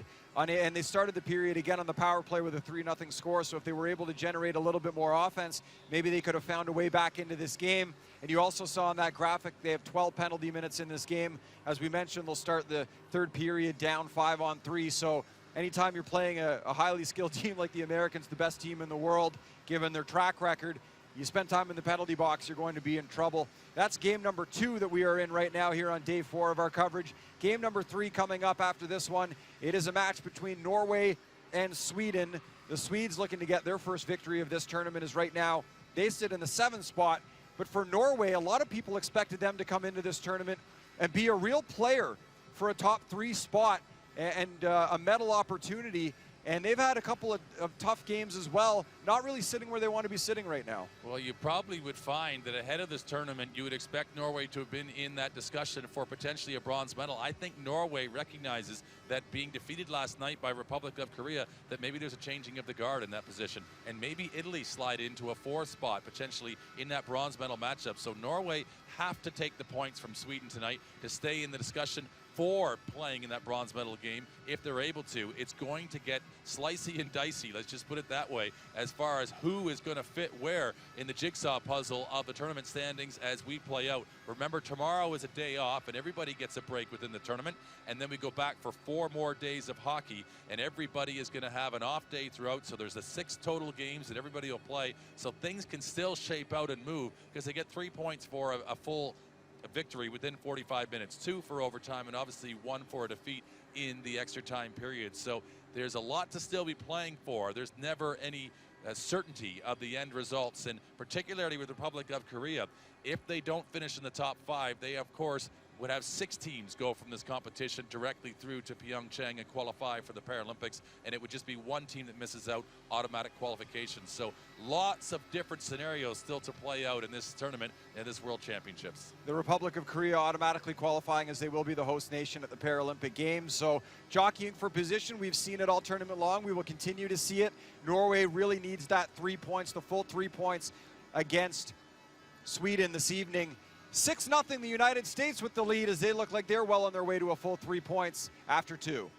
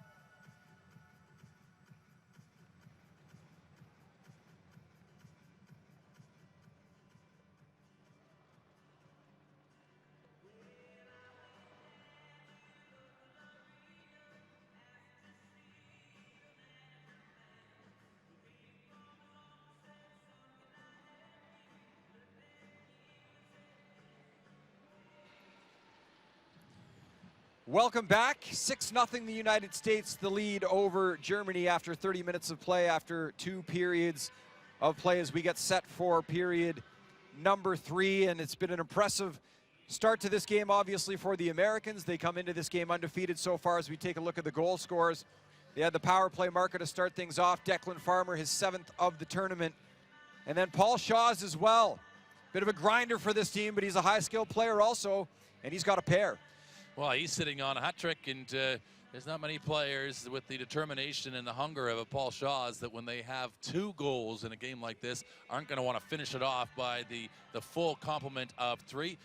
And he, of course, a very proud player, and in these opportunities where maybe he's given a little bit more license to be able to provide the offense, well, he's going to want to utilize his opportunity. And there you see the entire lineup. Josh Balls, who finishes off extremely well. That Adam Page shot, actually, as much as, of course, Broska should have really made the save from that distance, and of course he's frustrated. There was a lot of pace on that shot. He got it off in such a hurry. It was a deceptive release, and the way he committed to that shot, he just got everything he could, but he went low rather than high, and that's proved to be the difference. And we haven't seen the goaltenders up high get exploited from that type of range as we look at the schedule so far for these 2 teams and what they have still remaining.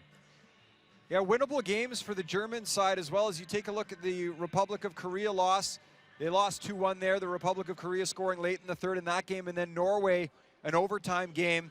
The Norwegians dominated much of the game, but again, the Germans were in it. They were happy. They talk about it. They were happy just to get a point in that game, but there was an opportunity to win it as well. And for the Americans, they've dominated thus far. They're dominating against the Germans, but up next in a couple days is the big test for them, the Canadians, as we will get you set for period number 3 when we come back.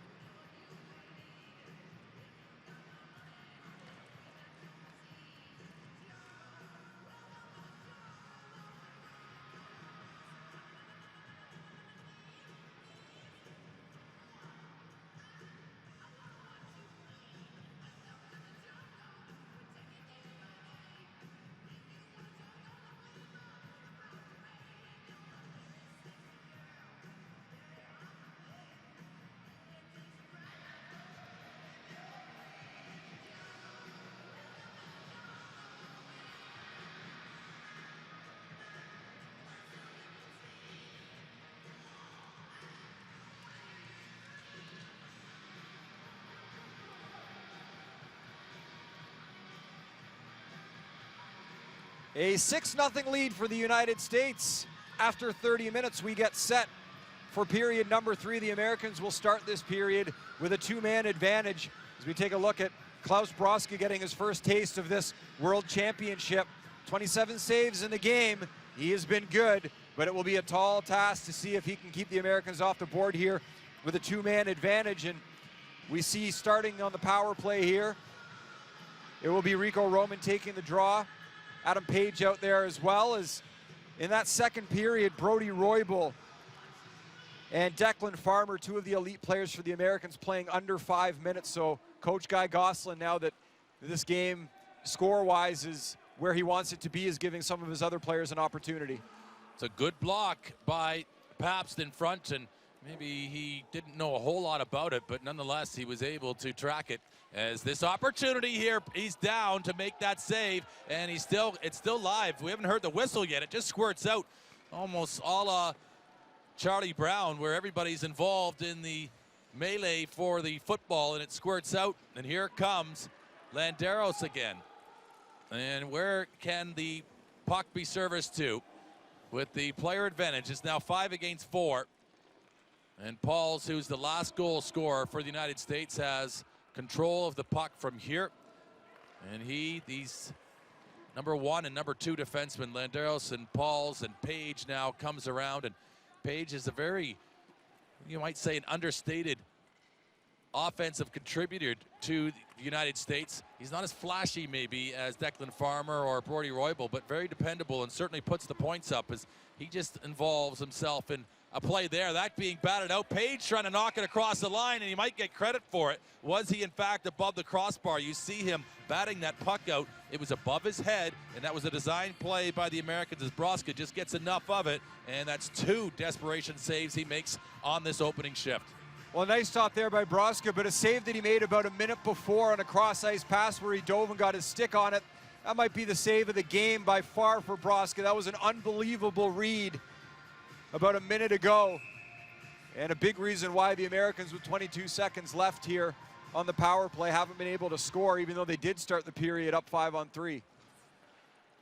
Andy Yohe, steady and dependable for this team, and you see a little bit there, some of the surface of the ice, it's a little bit warm outside, and it's just still drying ahead as we're just early in this third period. And you see even Broska, who had his helmet tipped up right at the beginning, it gets warmed down in the dressing room area as well with all the teams and body heat. But coming straight in here, Rico Roman, and it's denied. Herring tries to clear it. Germany do just get it out of their own defensive zone. As Yohe with the offload underneath himself to Pauls, and Pauls realizes that he isn't quite the speed or the angle he wants, so he elects just to drop it in the zone and allows Kevin McKee to come after it. Well, this is picked up by the danger man, and it is Declan Farmer who actually takes the helmet right off, and you see how loose it is there on Broska, and you see it on a few of the goaltenders in this tournament. They really elect to just keep that helmet as loose as possible, but watch again here, Farmer having a good old rip. We all know that Declan Farmer can shoot the puck, and he gets a lot of this one right here. Broska tries to make a glove save. It gets past the glove. Good thing his head's there. That's what keeps it out of the net. Good face-offs. You saw the face-off stats after 2 periods. There wasn't a whole lot in it. Yes, the Americans with the advantage, but Germany have been able to, a lot of times, face-offs is just about experience, about being quick and good hand-eye coordination, but it's about being physically strong, as that one is sent down the length of the ice. And also, you got to be alert and ready to respond as to where likely the puck is going to end up. But again, it's inside the defensive zone for Germany as they have this face-off to the left as Broska looks out. To the right from our vantage point as we look on. But Farmer with the feed for Roybal, and these two are just going to try to spin this defense into a little bit of a, well, into a little bit of a distraction, to be honest. And you saw it looked for a moment like Roybal was going to do that reverse move where they cup the puck on the blade, and haven't quite got a name for that one. But it certainly is a special move. You will see it potentially if they think that it's to their advantage coming out from behind the net and to be deceptive and be quick with its control. Farmer in a tight space again, doesn't elevate it as he would have hoped to have. As down goes Broska, good body contact in behind. Disfeld has two Americans, and now you're seeing it being lobbed up, and it's getting a little bit to be exhibition stuff right now for the United States. And a couple lob attempts, and what looked to be Roybal trying to flip it up. There's a shot, and that's just straight meat and potatoes to the top corner. They'll have a steady diet of that, the Americans. Thank you very much, as Kevin McKee slots in a 7. Great shot there by McKee, and the German defense, the German players just running around in their own zone, and they get completely out of sorts. There's not a whole lot that Broska can do there as he makes a lunging effort at that puck, but that thing is labeled top corner. The 27-year-old McKee buries it as the Americans continue to pour it on here now with the score 7-0. McKee has 2 points in the game as he's now got a goal and an assist. It's a great shot, well delivered, and it's taking what's in front of you. As sometimes what happens is these players have to look to their B options, C options, and sometimes with the defense and the way they collapse in front of them, they end up kind of running out of ideas. There was no point in that with Kevin McKee. He knew exactly where he wanted to go. He didn't waste any time, and he certainly delivered it with perfect precision there, as this one's lobbed in and waiting for the return of the American player on the delayed offside. And now Germany have it, but Germany haven't got a lot of options as far as an outlet player that they want to get it to that's got some speed. Broska has the old lobster pot up there again. He's ready to make another catch for another fresh one, but it goes up and over the crossbar. And it will just, in fact, be sent the length of the ice. And that is another one against Germany, as they are just looking for a breather as it's coming thick and fast. Take another look at the goal here. McKee gets the puck. He's got it with that right hand. He likes to shoot with that hand, so what he does is circle, and he's got a wide open lane. And it's difficult for goaltenders to make blocker saves high because they use that blocker hand with their stick to balance. So oftentimes in pair ice hockey, you'll see them dive across the net, try to make the glove save. Unable to do so there is Broska. 7-0 USA, 10:46 to go in the third.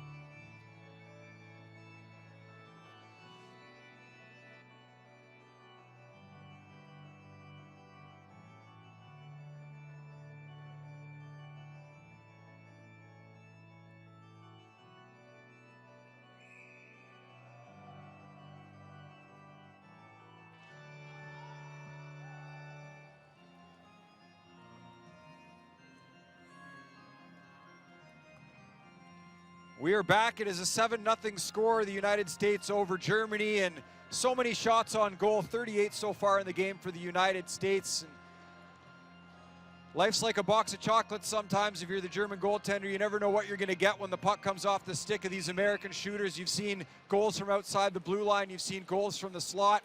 You've seen nice passing plays, a little bit of everything here from the Americans. Well, jumping jack flash, he is not able to have been throughout the entirety of this game. He was great in the opening stages, but ultimately the Americans are finding a way to break through.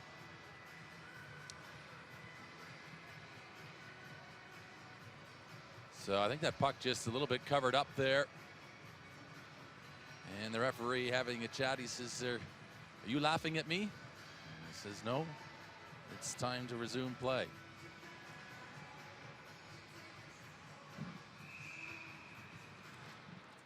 And Disfeld will take that one. And Pills will get it out front. And a chance there for the Americans to centralize it and put it in a good position against Broska.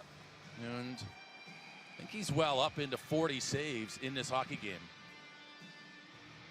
Well, about 40 shots, that's for sure. As 10:14 to go here in the third period. The official shot count right now is 38 for the Americans, so it's been a busy game for Broska, and there'll be no question he'll likely be up around 40 saves by the time this thing is done. It's been a busy afternoon, but all in all, he's played very well. As we mentioned, with the Americans, such a high-powered attack, so many of their opportunities of those 38 shots on goal have been really quality opportunities. There's another quality opportunity, and it's into the back of the net. It's Noah Grove getting a goal, and it's 8-0 USA. And Noah Grove with that signature move that we see from these highly skilled players in para ice hockey, just coming around from the back, and he just rips it high and hard. And that's his first goal as they've taken the puck for Noah Grove and across, and it's been dropped into the bench. I think Nico Landeros grabs it, and that's as easy to say. You don't have to even look at the stat column. When a player grabs the puck for one of his teammates, you know that it's a special moment, and that is a world championship moment for Noah Grove. 17 years old from Maryland. He began playing the sport 4 years ago. He said he just fell in love with it right away. And here he is as a 17-year-old getting his first of the World Championship. He'll have that puck to remember that goal for a while. And it's always nice when you score a first goal at any level, in any sort of major competition, to be able to tell all your friends that, you know, I went around the back of the net and went top shelf. And that's exactly what he did. Even if it was a cheap one, which that certainly was not, you'd probably lie about it years later anyways, but he won't have to lie there. That was a beauty. It's the old saying, you don't ask how, you ask how many, but in that instance, you ask how. Absolutely. It's your first goal, and how was very impressive indeed. And there used to be a time where you just relied upon the newspaper, and if it wasn't in the newspaper, well, you could kind of make it up. But nowadays, there's great video evidence, and there'll be undisputable evidence of that moment of special importance to Noah Grove. Throw it on Instagram, throw it on Twitter. Delayed penalty here against the Germans, as the Americans will do what they've done so well this whole game, just go around the outside and wait for an opportunity in the slot. And USA just working this clock here now inside of 9 minutes, and they have come out here, got a couple goals. They've got another one here now as Andy Yohe has come to the party. He grabs himself his first goal of these World Championships. He had a day off yesterday. He's come back and obviously rejuvenated. He decides to step forward and grab a 9th goal for the United States on this play. It's a great feed to him. Captain America on the delayed penalty. How many times have we talked about it? Right down Main Street, middle of the slot, inside the hash marks. And it's a goal from the 38-year-old Iowa native Andy Yohe. He retired after winning gold at the 2010 games in Vancouver, made a comeback in 2013 so he could go to Sochi, where he won gold, retired again. Now he's back to go for gold again in 2018. And he's here at the World Championship, so he can't get enough of this action, and he's tried to step away from the game a couple times as he gets into his mid and late 30s, but the sport just draws him back every time, and he gets a great goal there. 9-0 USA. Well, he's a golden boy, is Andy Yohe, as he touches the 9th one on the board. He's got number 9 on his back as well. He's taken that face off, and is he going to be the one that's responsible for United States getting their first double-digit score line in this competition? The next shot, of course, our next goal, of course, will be that. And Yohe, a little bit of an offload, and this looking much more spirited for the United States, and the defense just staying with it, but with over 8 minutes still yet to go, you got a feeling that U.S. are not done yet, but there was a slotted clearance. And I think that was Klaus Broska who made that clearance down the length of the ice. Well, it might be up to him to try to find some offense for this team, as well, as after a nice first period by the Germans where they had 6 shots on goal, there really hasn't been much of anything, only 1 shot in the second and nothing going here in the third. A great opportunity in front of the net as well, off some slick passing, as there was Adam Page looking to bury it, the 25-year-old playing in his 6th World Championship. Can't get it done. Well, he has that good touch. He's got that long stick. He's got a great nose for scoring. A lot of players that I could think that he reminds me of. And as far as just that puck sense and just that scoring sense as he goes to the net. Let's take a look again at Noah Grove. Right off the face-off, immediately a set play there as it's moved forward and he jumps up. There's nobody around him. The Americans saw all that empty space there behind the centerman, so he jumps up and has a clear path to the goal on the other side on the wraparound, and he goes top shelf for good measure. But when the German team looks at this game and they looked at tactically how they can improve, as a shot goes wide there, they'll look at a face-off play like that where, yes, they do stack up the middle of the ice, the middle of the slot rather, to try to make sure that the puck doesn't get worked into that area. You have to be cognizant of the open ice behind the net as well, as Noah Grove just has too much speed. The 17-year-old has his first World Championship goal. We certainly see that as a tactic in para ice hockey, just coming out from behind and utilizing that surprise factor. That element is this one, no surprise to Klaus Broska there, as it just comes right down the middle, and he deals with that one comfortably. Another good save. Grove looking for his second goal. He's got a bit of that scorer's touch now. He's got some confidence. He's got the feel. He lets a shot go, but a fairly easy save there for Broska, the 45-year-old from Hamburg, making a nice stop. And you know, as far as pride is concerned, he doesn't want to see a double-digit score here. So far, only one double-digit score in the tournament as the Canadians beat Sweden 17-0. The Americans did score 9 times in their game against Italy, so they've hit that 9 mark now for a second time, and with 6:40 to go, you have to imagine double digits is likely in their future. Christopher Douglas has certainly worked hard in this hockey game. He would like to get himself involved offensively if he can. Of course, as we say, there's that off day tomorrow, and every one of these players, of course, wants to reflect on their work so far over the opening 4 days, and then of course, they will have the opportunity to skate next door in the facility or even here in the main arena in the Gangneung Hockey Center as this tournament carries on and gets into the second half, the real business end of these World Championships. But Noah Grove getting more opportunity, more ice time. He'll shoot, and he's, as you say, getting more and more involved. And if he gets a chance, he's not indecisive at all. This is another wonderful save up into the glove hand, and it really is just, it's routine stuff. It's something we expect now, as we have seen throughout the entirety of this tournament, as the teams will have a little bit of a breather, as there's 5:49 to see this through to the full regulation time. 9-0 USA.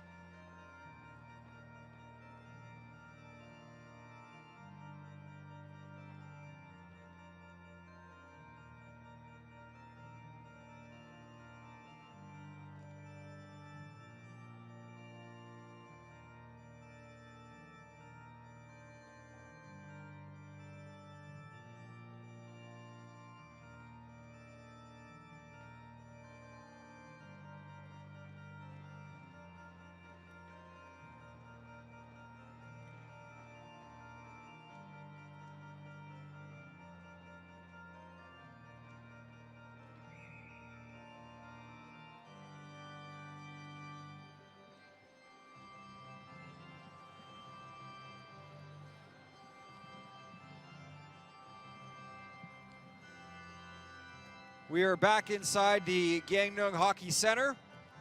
You see pretty even across the board for the Americans. 3 in the first, 3 in the second, 3 in the third. It's 9-0, but there is still 5:49 to go here, as the Americans will look for their first double-digit score of this tournament. And of course, it's this unit again, Noah Grove out there with Billy Henning Jr. up front, Yohi and Pauls on the blue line, as Guy Goslin still utilizing, making sure that his full depth. And these are important things, because not only does it allow some of your players who've been getting, of course, Declan Farmer and Brody Roybal, they only have so much energy in the tank, and you need to distribute it. There's one thing that helps to inspire a team, is seeing everybody who normally doesn't get the same opportunity in other games contribute, be successful, and that generally is a good sign of a winning team, if they can be just as encouraging to those that normally are maybe awaiting their turn, as it is the United States with control. And in behind goal, this is Douglas, who's feeding it out to Noah Grove. And he's going to receive a pretty rough ride there from the German player. That was Jorge Vede, who just tries to separate the man from the puck. And Germany right now just lost a little bit of shape maybe to their game plan. They were doing so well, of course, but if, like anything, fatigue does set in. And of course that then sets in some of the mental mistakes. They would love to be able to break out and make a couple plays. And of course, try and get another shot in on goal. See if they couldn't flirt with maybe getting a digit in the score column for Germany. On the scoreboard, Josh Pauls. As it's down low, Adam Page, the first one to it. And he leaves it ready as the cycle begins. And this is a full old cycle, isn't it? Great rotation as they have a wide looping circle of replenishment of the American forwards, able to support this puck and able to be in a position in which to get to it. Yohe plays it down, and again, they just start the merry-go-round. This is a little bit of a reverse, and they are definitely trying to execute a game plan here at United States. They actually are utilizing this as probably in-game execution of plays that they have set and designed. Schaus just goes to the far corner. Remember, Shaw's rather, he has the 2 goals, and if you give him a crack at it, he's pretty sure he's going to try to light her up again. See if he can't grab himself a third, and he'd love to put the double digits on the board if he could. Herring, who has a goal in this tournament, just slides it back into the American end zone. And then line changes from the Europeans. It's all just rather just seeing out the remaining portion of this hockey game, as both teams just utilizing this as a good run through, enjoying the pleasure of playing here inside what is a wonderful facility, and this on a great stage. It's an honor and a privilege, isn't it, for these Paralympic athletes to be competing, the best in the world.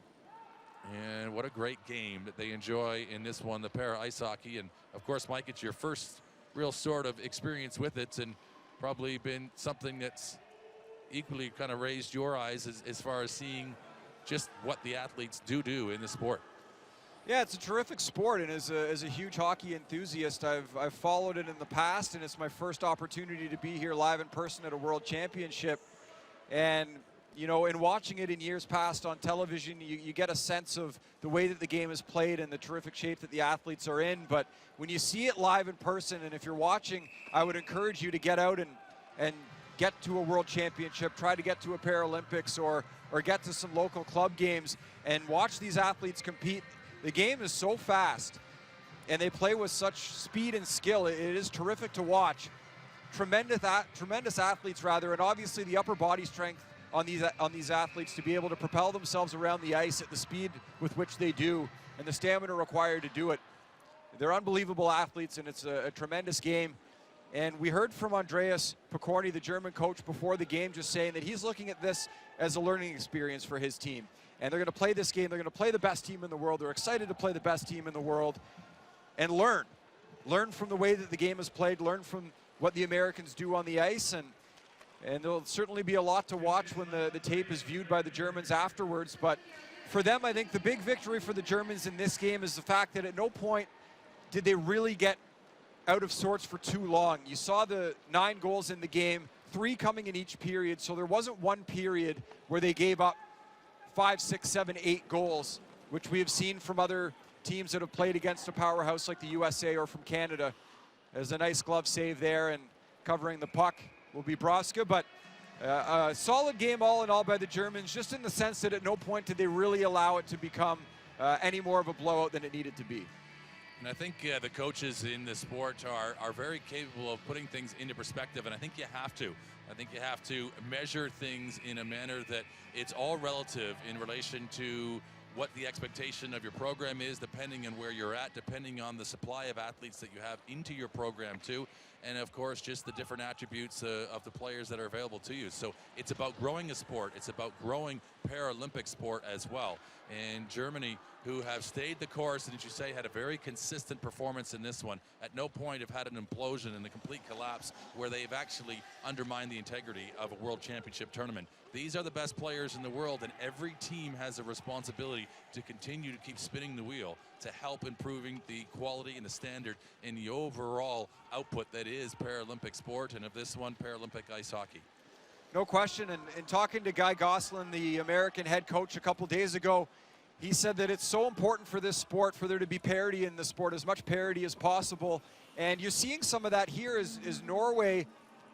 They've had a couple of good finishes at the last few international events, finishing 4th place, but the Republic of Korea with an impressive game against the Norwegians. And you see the Republic of Korea, the host nation, with 2 wins and 1 loss now in the tournament. They've played some terrific hockey. The Italians have pushed a couple of teams as well, playing a very physical brand of hockey. And the Germans have had some close contests also. So while Canada and the US still remain as the superpowers in this sport, the other countries are starting to get a little bit closer, and we're not seeing those double-digit blowouts as often as we have in years past. There's only been 1 double-digit game so far in the tournament.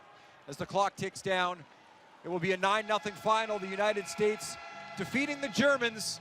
But again, the Germans, a great learning experience for them. As you see Broska right now, we take a look at Reichenbach celebrating, but Broska is just lying on his back in the German goal as his teammates slap him on the pads and say, you did everything you could. We appreciate a good game from you as well.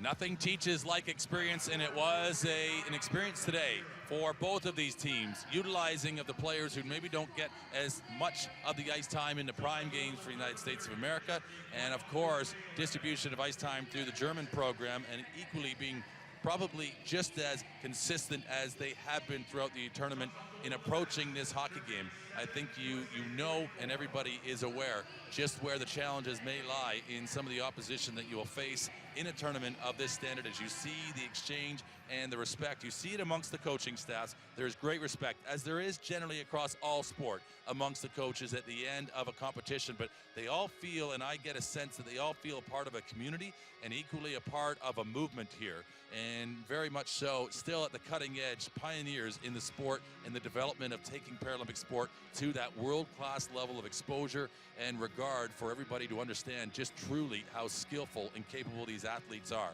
As we are moving through to now, of course, the Player of the Game awards, and I'm not sure really where you look at it. I would think potentially, even though the scoreline was 9 against Germany, potentially I think that Klaus Broska maybe gets a look in for the Player of the Game for Germany.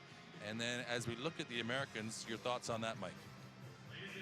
Well, when you get 9 goals in a game, there's certainly a few players that could take that award. I really like the game from Josh Pauls, the defenseman. He was activating offensively. He was involved.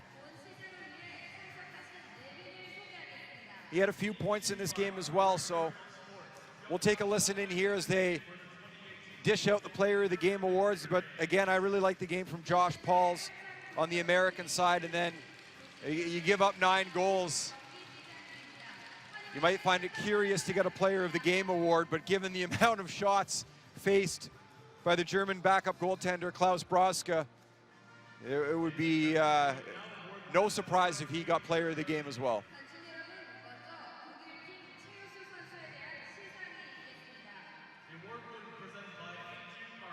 So we're just listening in here now as the dignitary steps forward for the presentations here right in front of the penalty box area.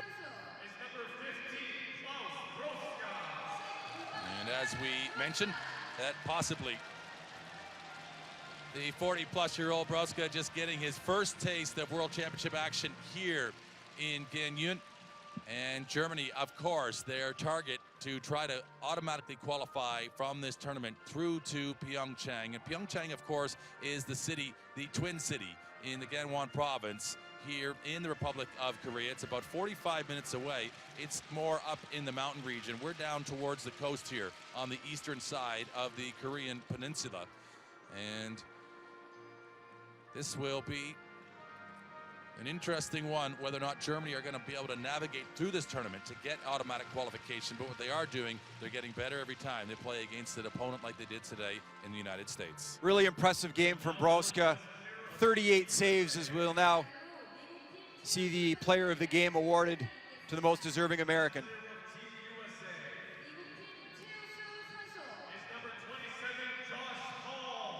And a great call on that one, and interesting decision. Obviously, Shaw's had a couple goals as well.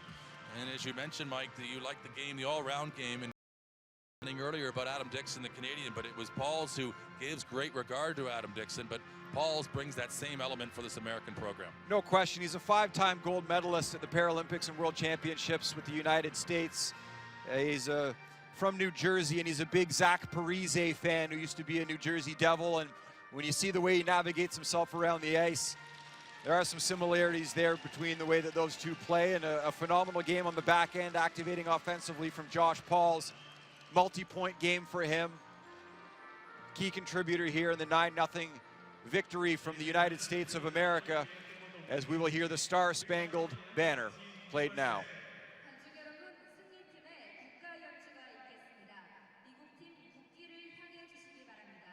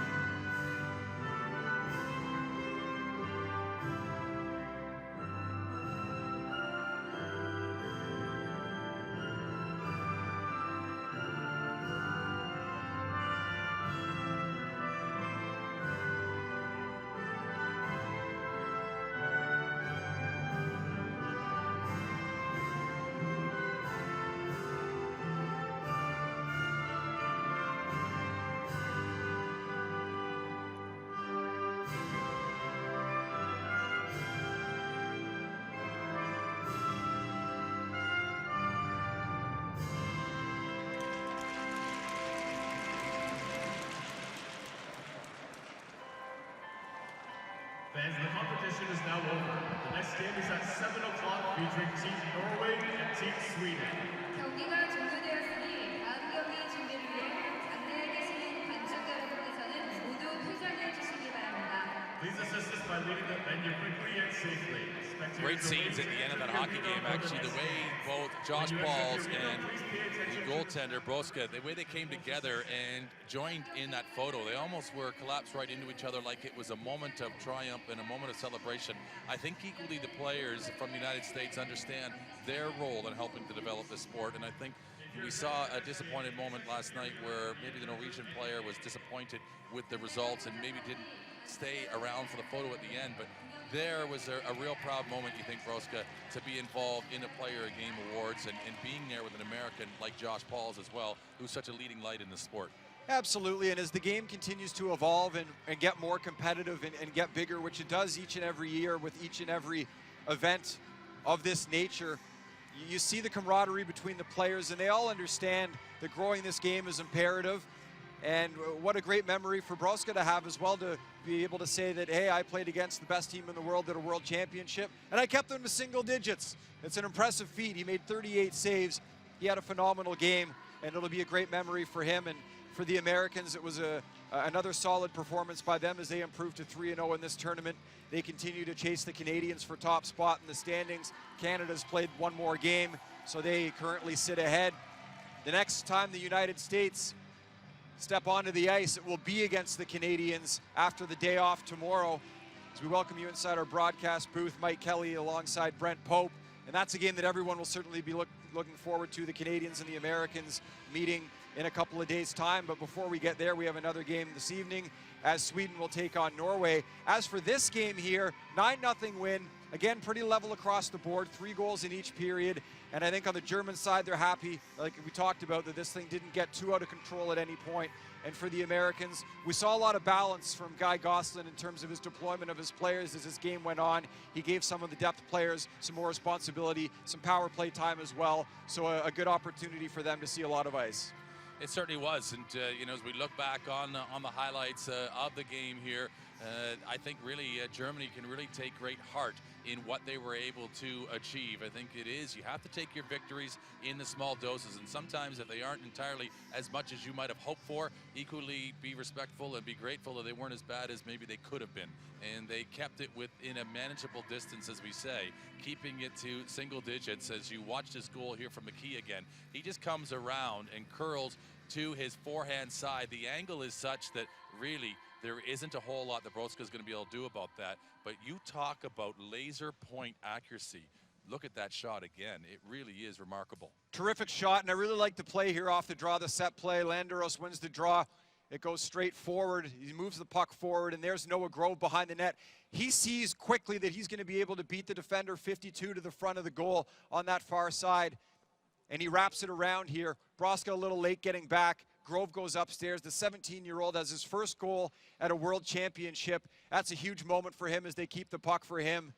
It's something that he'll remember for quite some time. That's always a special moment, isn't it? And of course, a moment to score it as well as he does, but things just slow down. You know when you're about to score a goal, and maybe he hasn't obviously scored a lot at this World Championship level. Those are moments that you do remember how everything just slowed down and it made sense, and you made the most of your opportunities. This is Andy Yohe coming in, the captain, and he scores the 9th goal, and it was an absolute beauty for the United States. And of course, Germany able to keep them to single digits, and as we said, I think that is realistically a pretty good victory for them today. It all sort of scopes itself out at the end of the tournament. It always finds its level. The teams that are expected to kind of keep things close, even the Republic of result against Canada today, it will be interesting to see how that result between Canada and U.S. plays out in 48 hours time. So it's still all to play for, and it's still entirely in the balance how this World Championships is going to, in fact, play out come the end of 8 days of competition. And the Germans still have a legitimate chance to finish in that top 5 and get that automatic qualification to the 2018 Paralympic Games, as Sweden right now is sitting in the 7th spot. So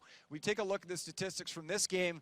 Not really surprising from the Americans, 47 shots on goal, 9 goals, just the 8 shots for Germany. And we talked about it before. The Germans had a pretty impressive first period. They were down 3-0 after the first period, but they did have 6 shots on goal. They were starting the second on the power play, so maybe an opportunity for them to gain some life offensively. Wasn't the case. They only end up mustering another 2 shots as the game went on, as the Americans continued to dominate. But for Germany, getting into a top 5 position is still a realistic expectation for this team. They've got a difficult game out of the way now against the Americans, a learning game, as their head coach talked about, and they can play off that as they move forward in this tournament. Well, Germany plays against Italy in on Monday, and as we look at the entire schedule, then they got one more game against Sweden coming up. So they have realistic hopes of maybe doing something against Italy, and then, of course, Sweden. But we've got an opportunity now to listen to Noah Grove, who scored his first World Championship goal, and we will actually go to that interview here now in a moment as we caught up with him after the game. Goal on the international stage today with Team USA. How did it feel out there to score on this big stage at this big event? You know, it felt really amazing, but, you know, I wish Coach Sauer was here to see it. I was really trying hard in PEI when he was still there, but, you know, it's a lot of excitement. You know, I still can't believe it, to be honest with you. And you're making your World Championship debut here. What's this event been like, being that it's also the Paralympic test event? You know, it's a good warm-up, you know, for the Paralympics, obviously, but, you know, you got to get in the rhythm, got to get ready for next year. And you guys have the day off tomorrow before facing your biggest rival, Canada, on Monday. How are you guys going to prepare for that game? A lot of focus, a lot of intensity. You know, they're a really good team. They're going to come out flying, and, you know, we have to match them and do better than them. Thank you. Perfect. Thank you, man. What a great moment that is for Noah Grove. He picks up his first goal at a World Championship, his first international goal.